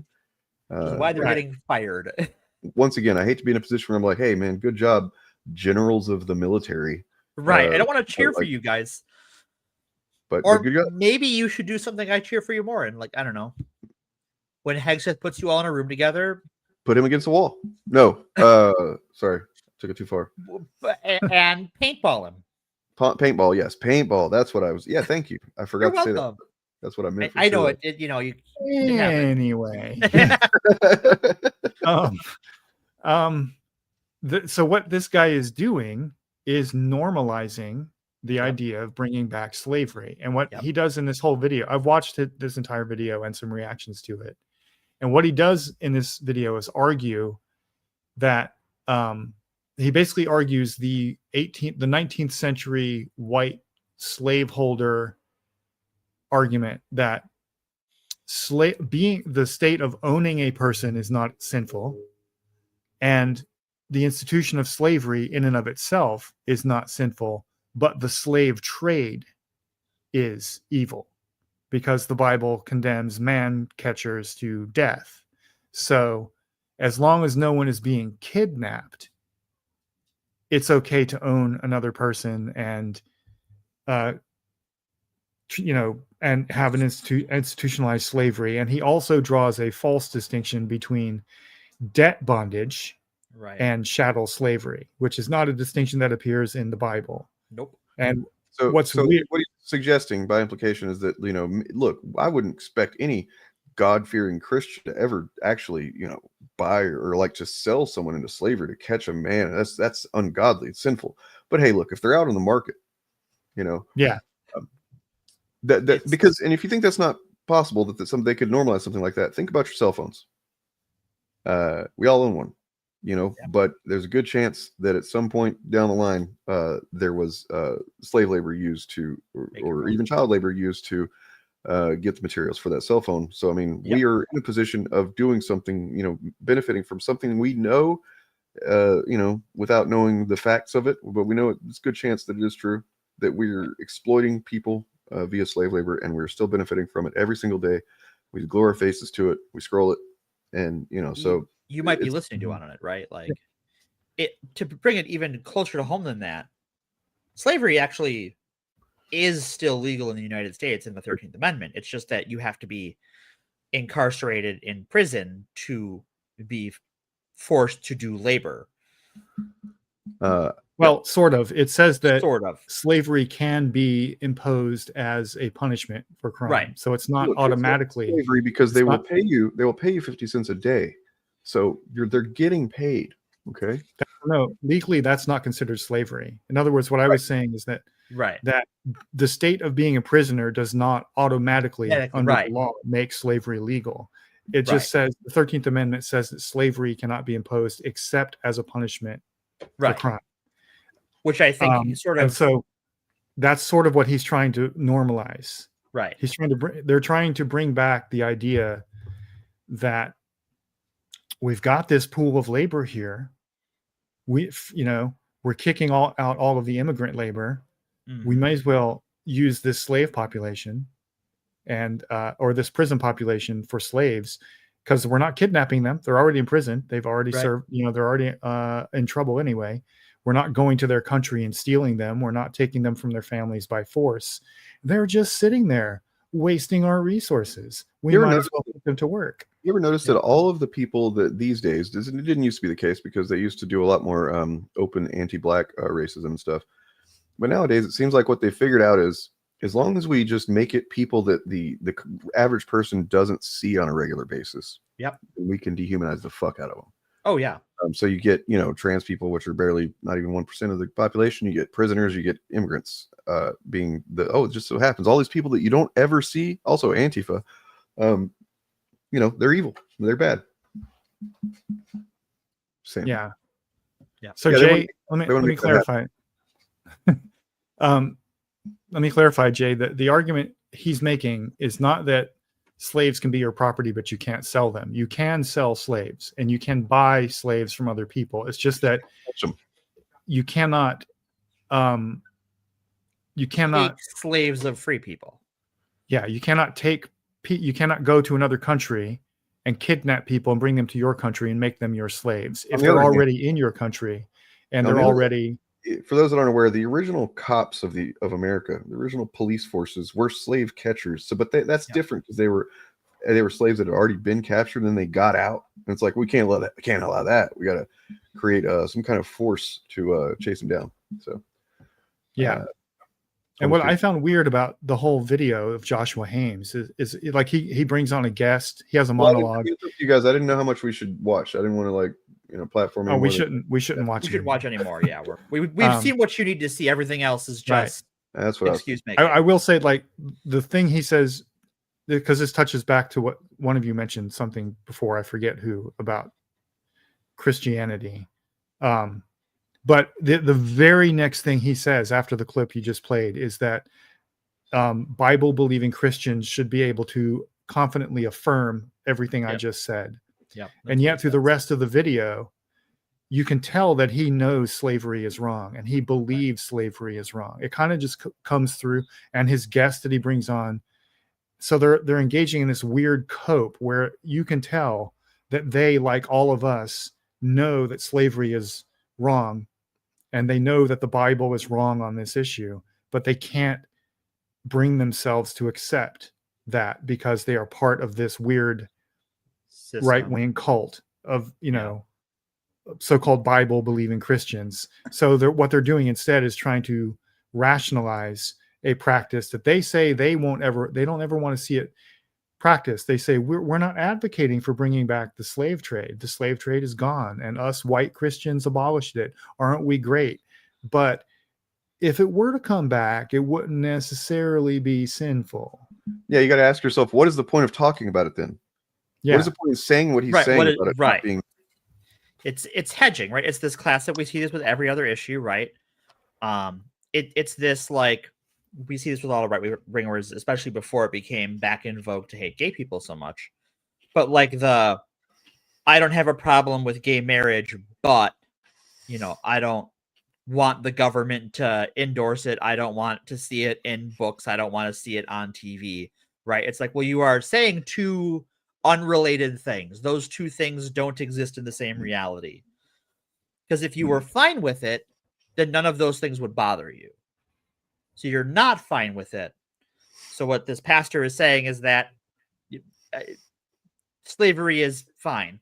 And then pretends that it's good that they got rid of it, but you should, as a Christian virtue is to defend the institution of slavery in a biblical sense. That is what he is proposing.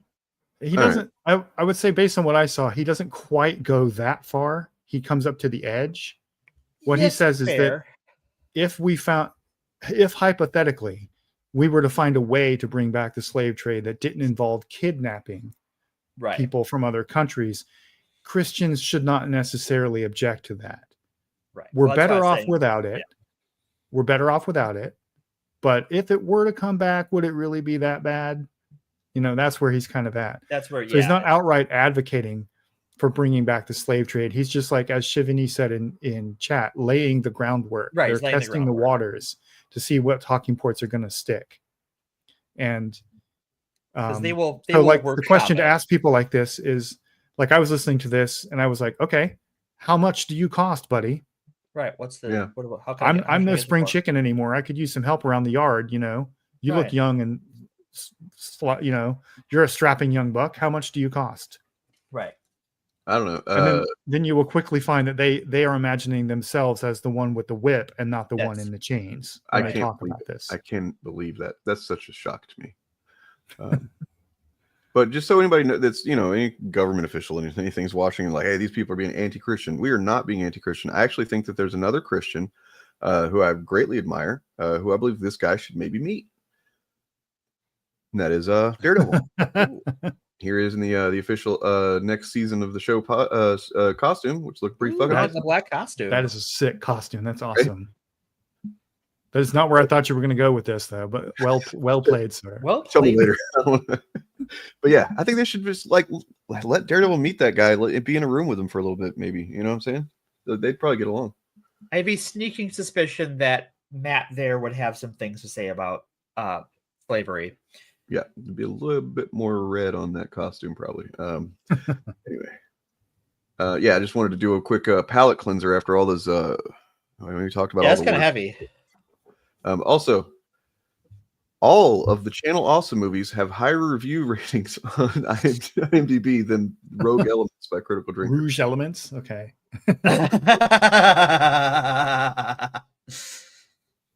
So, you know, if you've ever seen, I mean, I've never seen a full one of those, but I've seen clips to know they're pretty, to use a term I used to use back in the day, garbaceous. So, yeah. Good job, Critical Drinker.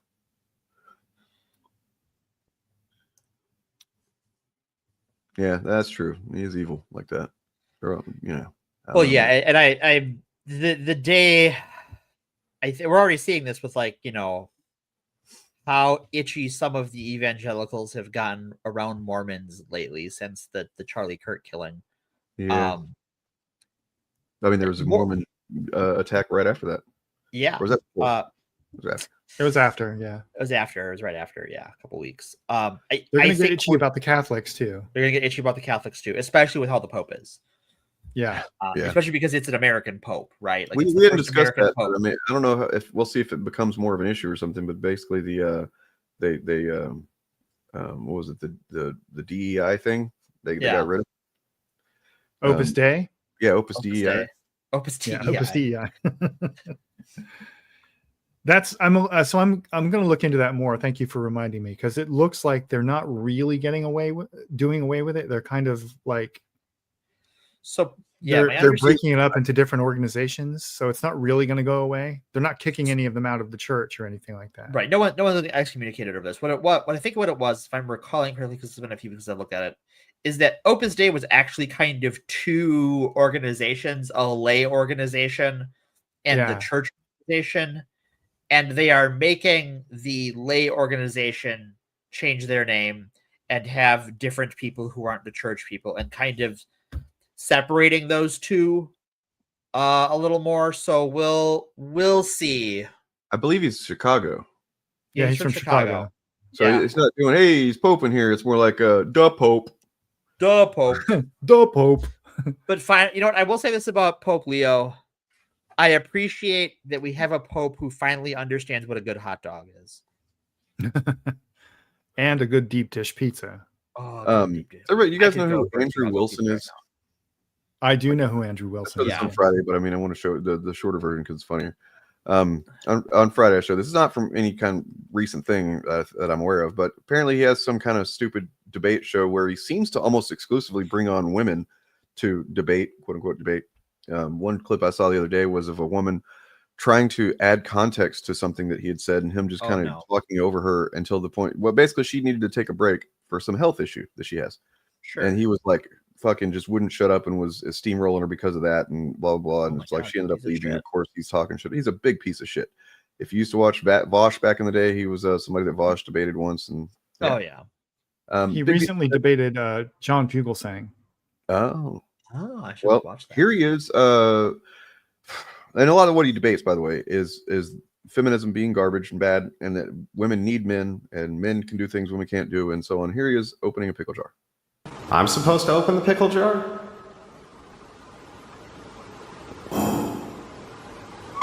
I gotta grip it. Uh-oh, Andrew. If you can't open it either. Your hand greased the whole top of it. Doing a little bit of a high-key racism in the process because she tried it first. So it's like, you greased the top of it. And she's like, it was already like that. And he goes, no, it wasn't. You greased it.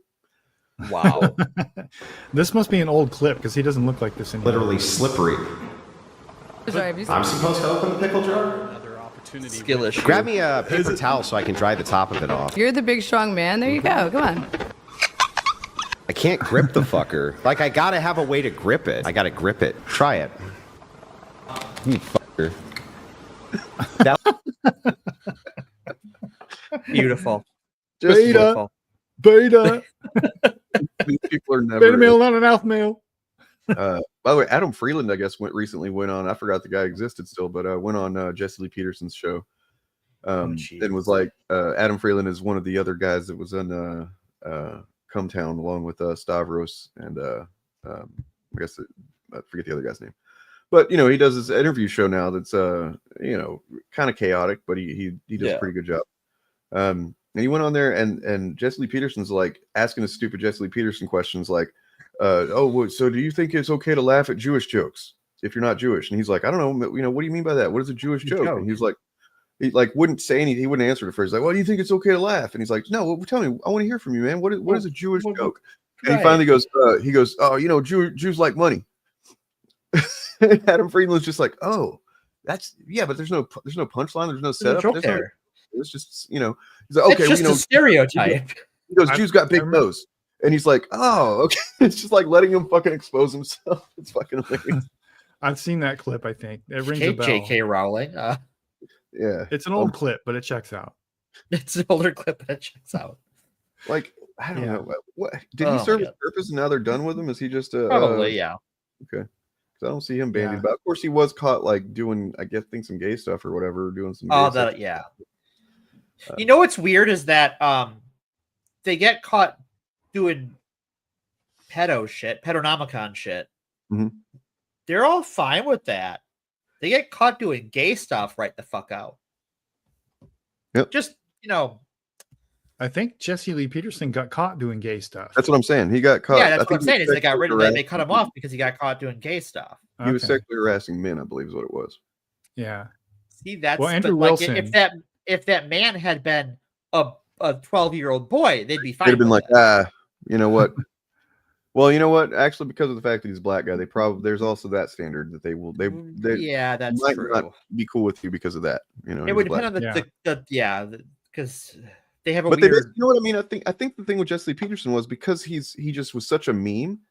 He's like a living meme that was at the beginning stages of normalization, right? So like that was more like we're okay with this is a guy that's good for our purposes right now because he's just kind of memeing things into existence. Right. Yeah. Then once we got past the meme stage of normalization, they're like, we don't, whatever. So it's like he kind of lived his usefulness anyway. But yeah. Well, Andrew Wilson is another funny character to keep your eye on because he doesn't have a beard anymore. He has short hair now, and he has on his show now. He has this thing where he just smokes, and you can always tell. Apparently, it's a tell that when he starts smoking, he doesn't really have an answer for anything. Oh, I remember when I remember him debating Vosh, he was smoking the entire time, meaning like he was chain smoking butt to butt, which is disgusting. Yeah. On top of smoking. Yeah, that's like one of his flexes. But there's a great clip going around of him and John Fugelsang and some other lady from the Daily Wire on the Piers Morgan show. And this is a recent thing. And John Fugelsang is on a book tour for his new book, Separation of Church and Hate. It's a pretty good book. And he like shuts both of them down by just giving him a challenge that's really funny to watch, which is name me a single gospel teaching of Jesus Christ that Donald Trump actually fights for, chapter and verse, please. Yeah. They cannot. And neither of them can do it. It's really funny to watch them like try to circle around and rhetorically like insult John Fugelsang and all this other stuff. And he just keeps asking the question. It's really funny. They cannot. They have He no. might. I mean, honestly, kind of, maybe that. Maybe he just strikes me as definitely probably didn't get a very good education at all. And then, I don't know. It's irrelevant. He's pushes enough evil that I don't have any problem criticizing the guy.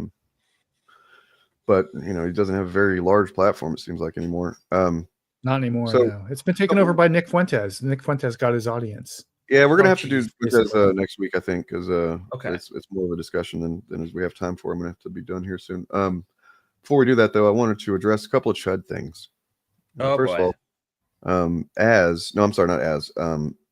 Quarter Black Garrett did blackface for Halloween, and he has been roundly ratioed on the Nazi platform on Twitter by Eric Bunks for this post of him in blackface. Literally do it just a minstrel blackface, like an old school minstrel makeup thing.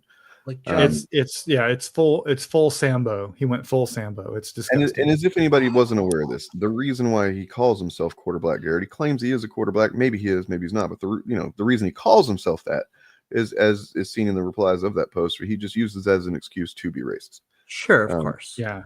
And he did this on the Friday Night Tights live stream over on their cool. Channel. Which I'm sure Google jumped on taking down, right?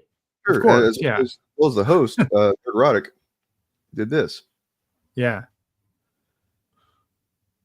So, cool, man.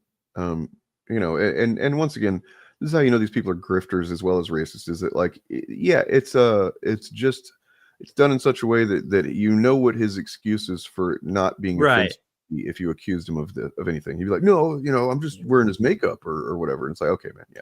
Okay, got it. That's very clearly a mask molded on Eddie Gathegi's face. Yeah, I can tell that's Eddie Gathegi's face there.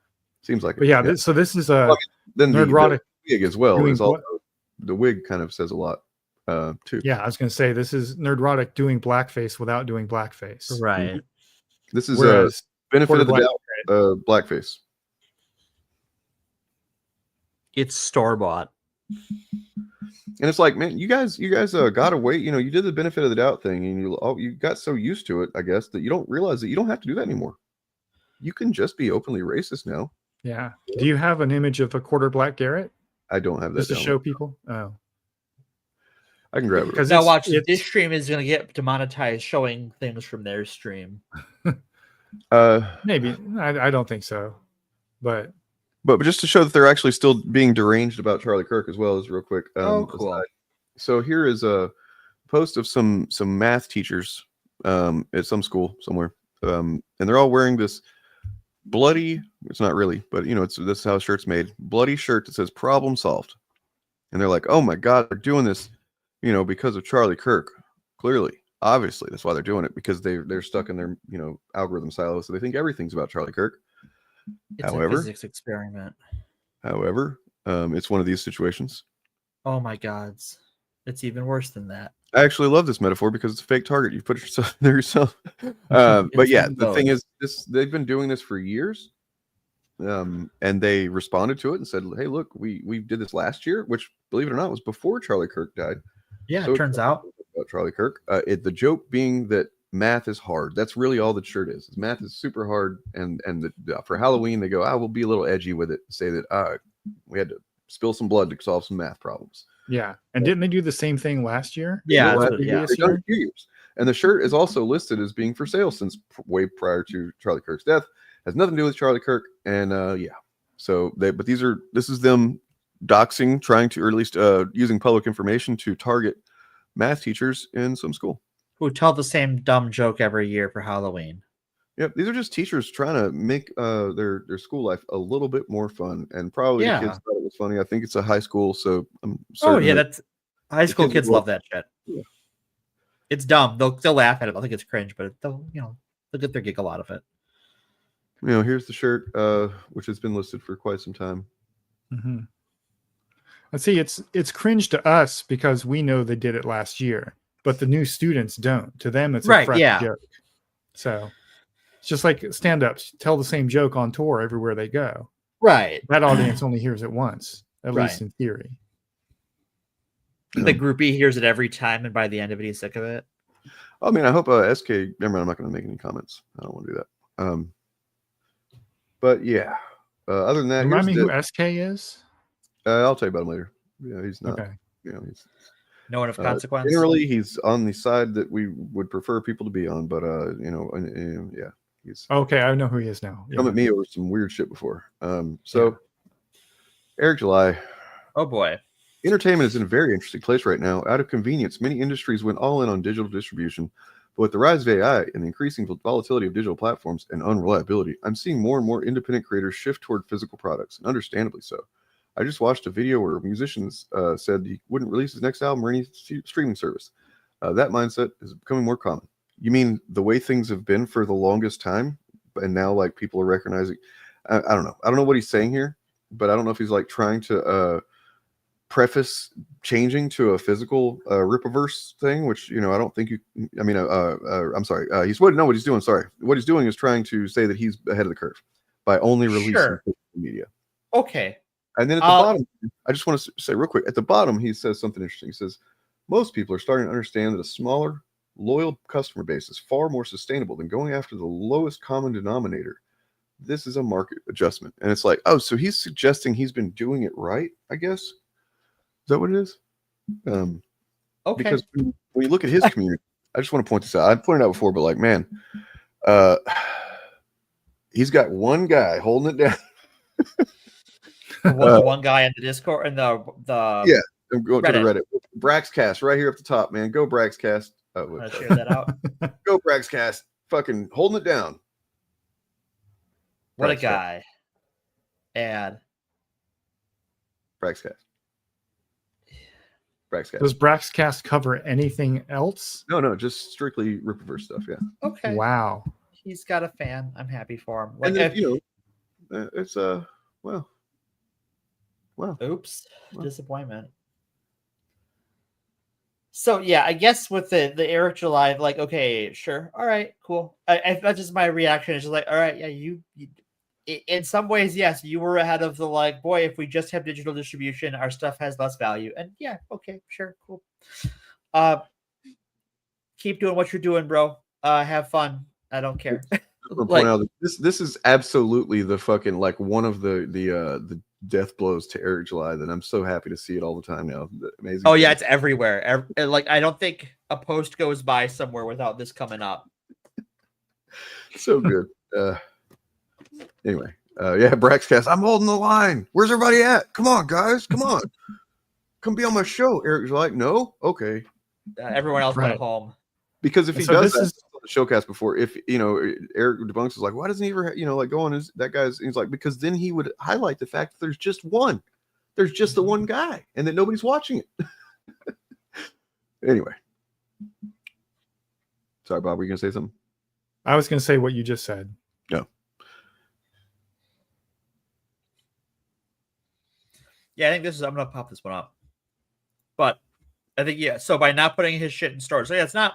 That's sort of the line. What he's saying is that like it's all his own internal distribution. Like he's not getting his books put in comic stores, much less like any mass media bookstore, right? He's just like, you have to buy from me. He wants all of it. He doesn't understand that like to grow your market, you have to grow. Yeah, I mean, I wouldn't. Neither one would surprise me. Honestly, it's the same thing as the question of Rippaverse Goalposts, who is now seemingly just gone from the face of the earth.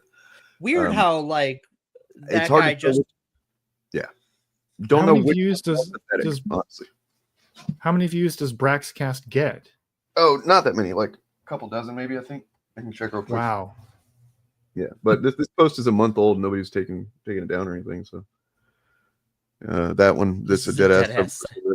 So here's a month-old Braxcast going to that, and it says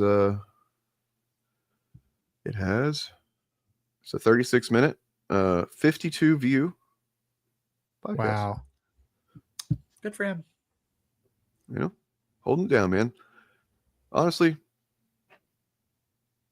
You know what? If he likes it and he's enjoying it, more power to him. I don't yeah, care. I mean, I'm just like, all right, bro. You do you, man. Seemingly not harming anything. However, but then I will note the name of his channel, which this is another reason why I think that nobody actually really gives a shit about Eric July as like just like we love what he's putting out. It's because there's a persona reference. They think that they're publishing is the thing I'm pointing out. Oh, sure. They all think of themselves as entrepreneurs and comic book publishers as well. So like that's the kind of an audience that he's developed that's even left is people that, you know, are just trying to promote themselves. And that's another reason I imagine Eric won't promote other people's shit because he knows that's what his audience is full of. Yeah.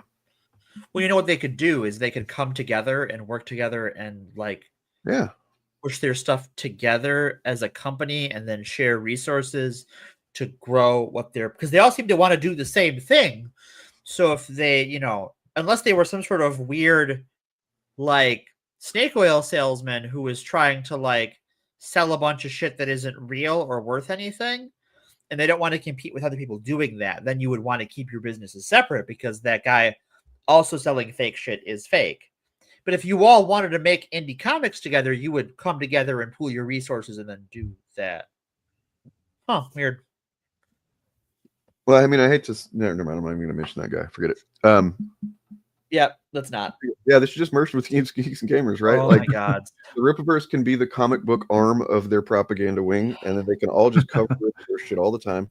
You'll notice that none of them really did that. None of Eric July's good friends that he's always hanging out with and talking to, they didn't really... They mentioned the Rippaverse sometimes, but like they didn't do big reviews of it and promote it and stuff like that.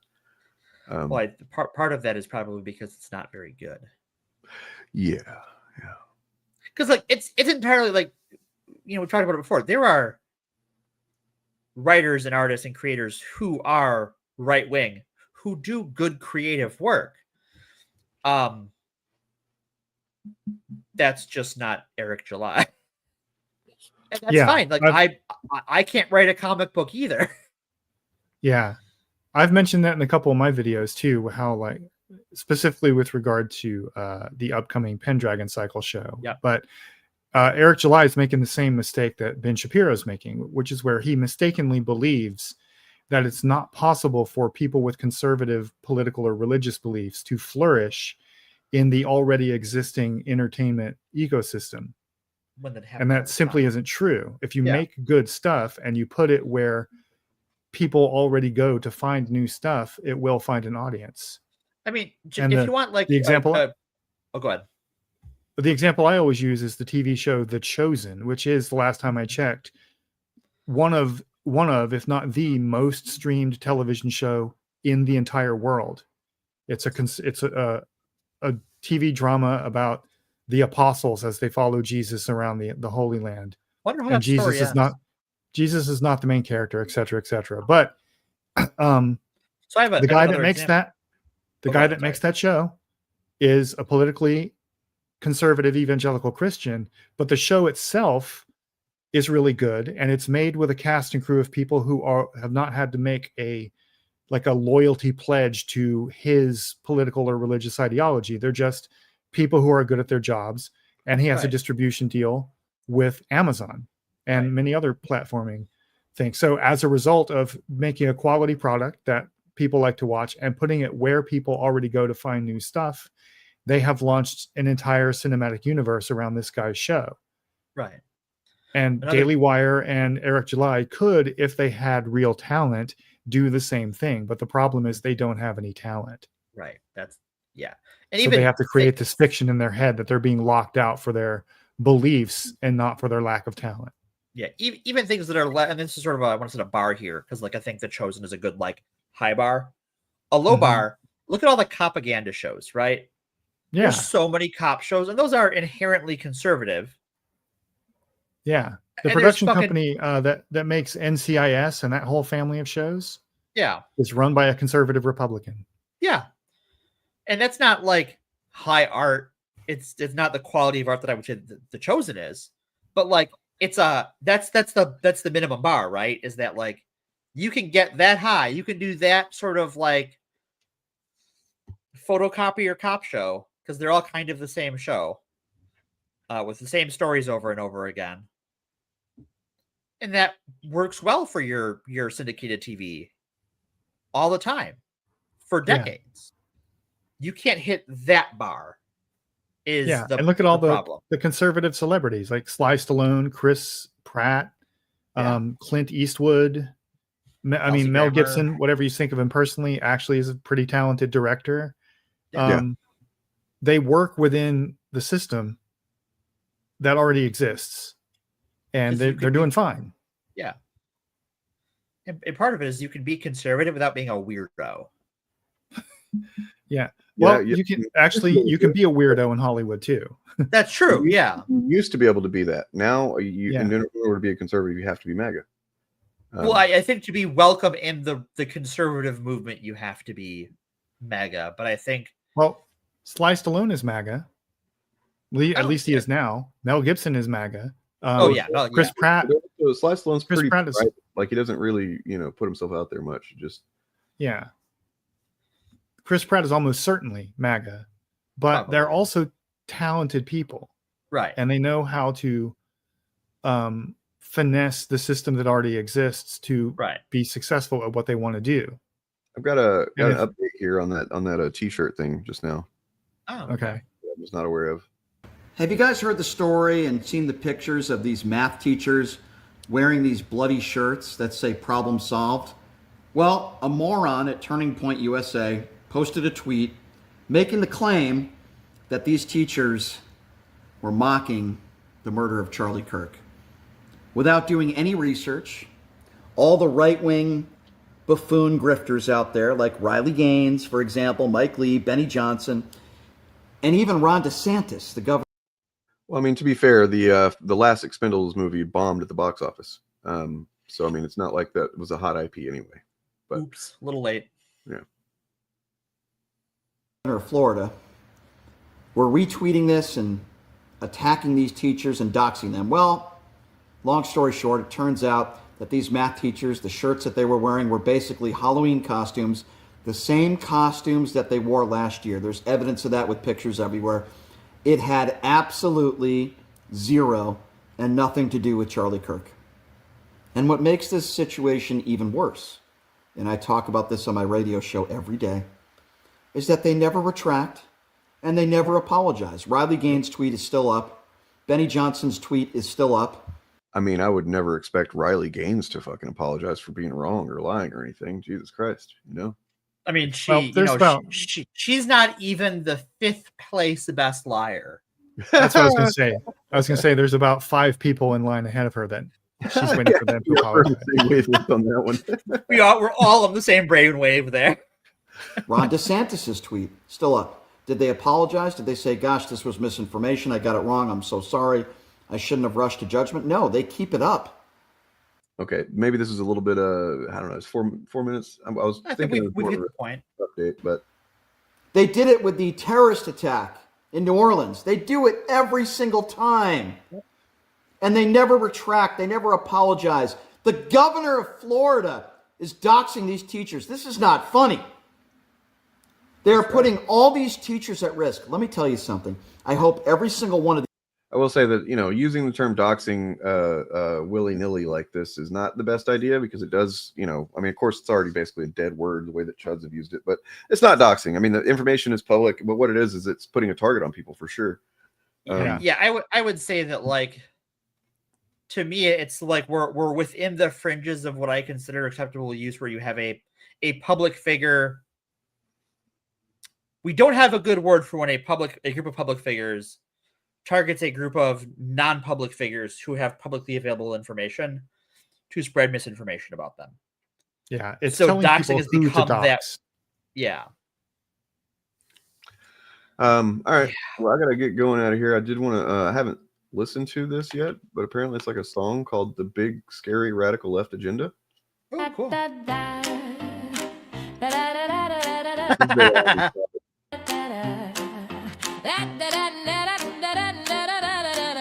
I think it's AI. They're coming for your freedom, folks. They're on the march again, armed with books and nurses and a right to vote for them. They'll teach your kids to read and think. The madness never ends. Next thing you know, they'll want clean air and water for their friends. Oh, the big, scary, radical left I don't think it is AI.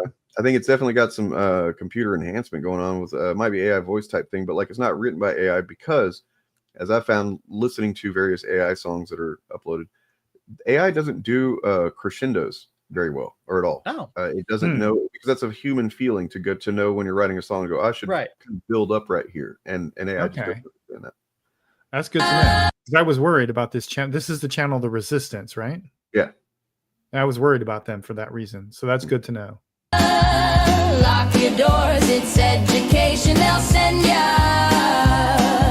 Hide your heart from equality splendor. It's kindness, not chaos, that's out to offend ya.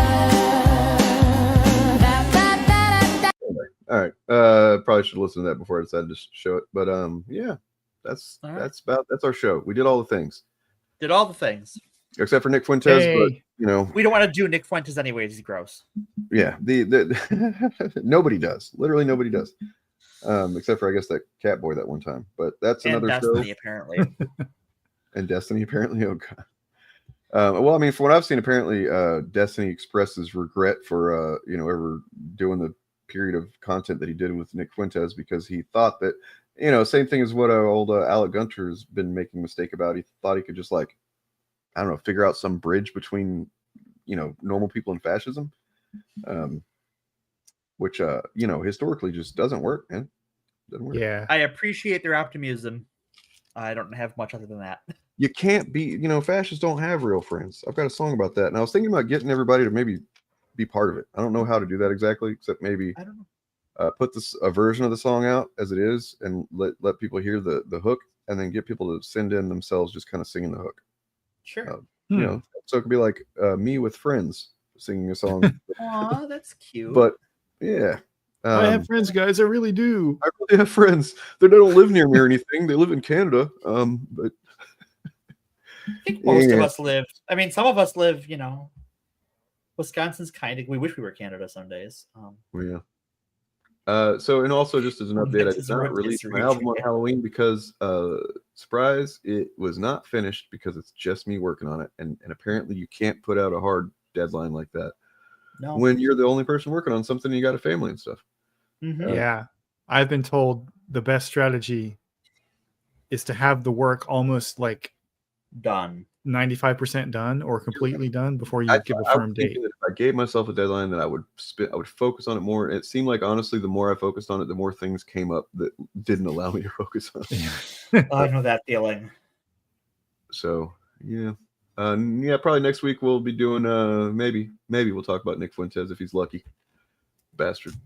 He you know, the discussion kind of being whether or not he's worth talking about very much, really.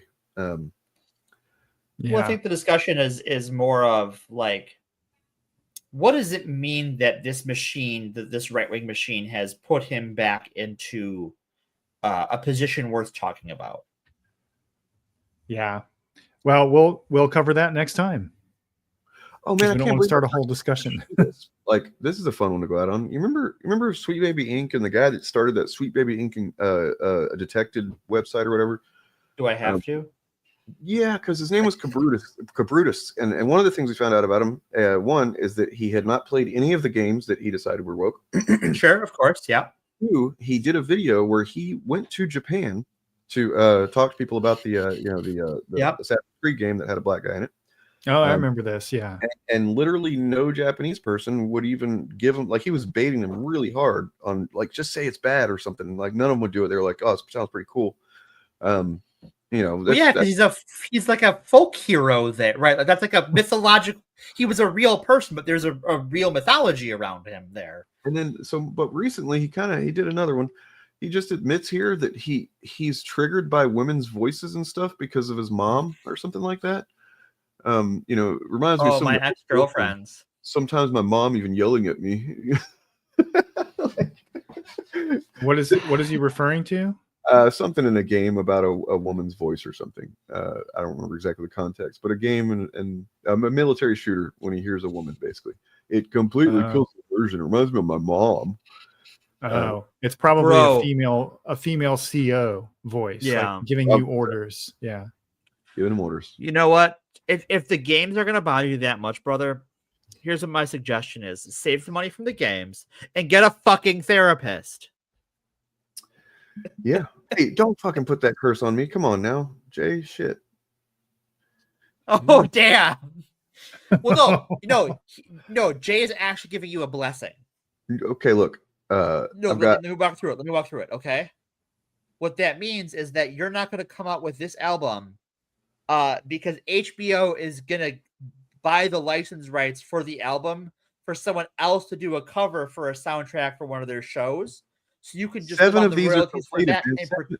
7 of these are done. Like, and the other ones just have like a little bit of work to do on them. Yeah, sure, whatever. But HBO can, have them and have someone else cover them, and then you make all the royalties, and then you don't have to worry about it. I mean, 7 of I think 7 or 6 of George R.R. Martin's books are done. He just has one more that's to not work even on. y'all are fucking fucked, man. Y'all are all right. I'm getting out of here. In fact, I'm gonna Get play out of here, boss. on the way out of here. So I will make these available. I'll let you know when and where. I think I might just start releasing them one at a time, uploading them or something. And then you guys are lovely. It won't be on Spotify. We're boycotting Spotify. There, I did it for you, You Bob. can put it on Spotify. Yeah, just No, don't. I'm boycotting that motherfucker. I mean, it's done. I already did. It's done. All right. Because you're right. So when you're right, you're right. Well, the boycott. I don't know what is for- happened. I was busy. I have no idea what you're talking about. Yeah, I spoke out of place on it last time. No, you're but fine. the boycott is for Spotify memberships, not for artists putting their art on Spotify. Well, I mean, that's contributing to the platform in general. So yeah, I'm just not going to put it on there, at least for the time being, because I mean, it will put it on. It'll be distributed on other platforms, so that's fine. Yeah. All right. Subscribe if you're not subscribed. Subscribe to Bob the Old Way. Subscribe to other folks. Yes. They're maybe in the description. I forget if I put them there. Nonetheless, check in Tuesday. I think I'm going to do a stream to see what happens with Zoltar Rob Zombie. Okay, so y'all have to explain to me where that came from. Bob said it, and I just said it too. That's it. Okay, all right. I got So it it's just from an SNL skit. Okay. The SNL cold open this week was a mock debate, and one of the jokes was none of his opponents would say Zoran Mamdani's name correctly, and one of the names they called him was Zoltar Rob Zombie. See, I'm not old enough to watch SNL. Oh, I just saw the clip on YouTube. Likely I didn't watch the story. whole show. Sure, I believe you. All right, guys. Y'all have a good one, and take care of stuff and whatnot. And hopefully, if you're affected by the shutdown, I don't know, my thoughts and prayers. No, that seems heartless. I'm thinking about you. All right. Look for resources in your area. Reach out. People help each other in these times. 211. Yeah. Churches, especially the liberal Protestant churches, food banks. And if you live in a big enough area, the Democratic Socialists of America can put you in touch with some mutual aid networks. Yeah. Word. All right. Yep. And have a good one, folks. Praise Bill. I declare this FAP-worthy.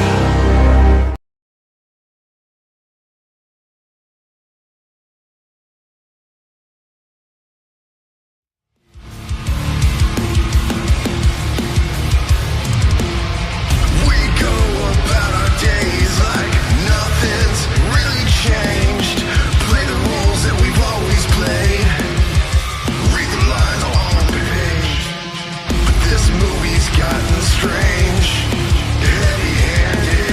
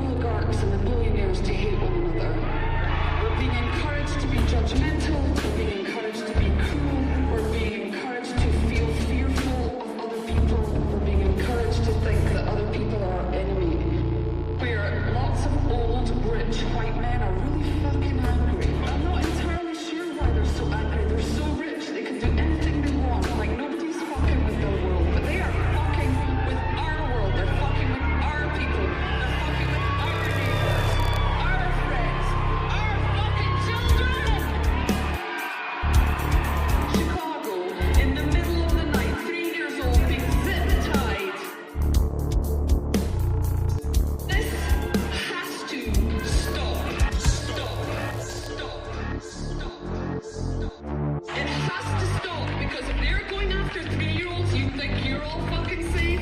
You are fucked, my friends. If we don't put a stop to this right the fuck now.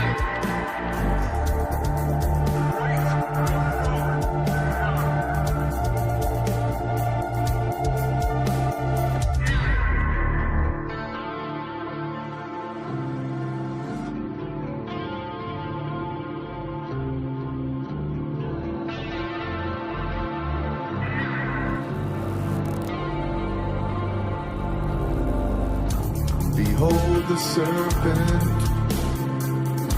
beware the oldest lie.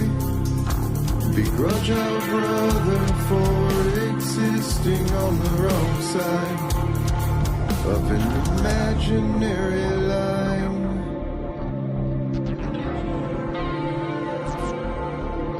Between two worlds, belligerent in the name of the tribe. I beseech you to believe in more than the light reflecting off of these shells we occupy.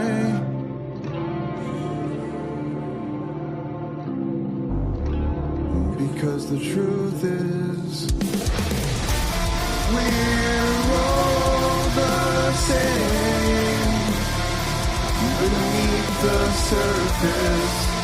We all wanna find our way and find our purpose. We're all the same. We carry our own burdens. We all never cross to bear, and we hope the way is worth it. Believer of the line, be gone from me and mine. Be ready to fight and bleed. Become the truth that they despise. Because they only seek to divide. With better that besets us on all sides. Yeah, they say, beware the bestial horde. Best believe they'll besiege your lands and come for you and yours. That's a lie. You're all the same beneath the surface. We all wanna find our way and find our purpose. We're all the same. We carry our own burdens. We all never cross to bear. We hope the way is worth it.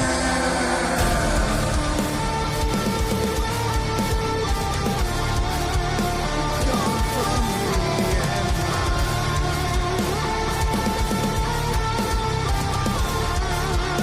gone from me and they'll never cross to bear, but only cowards wanna burn it.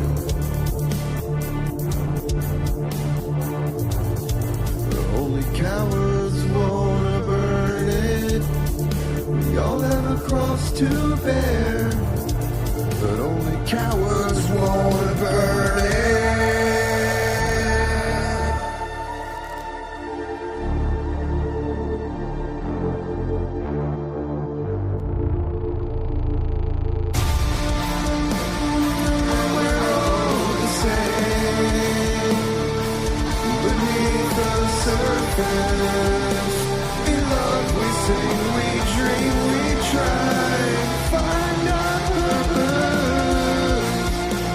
Yeah.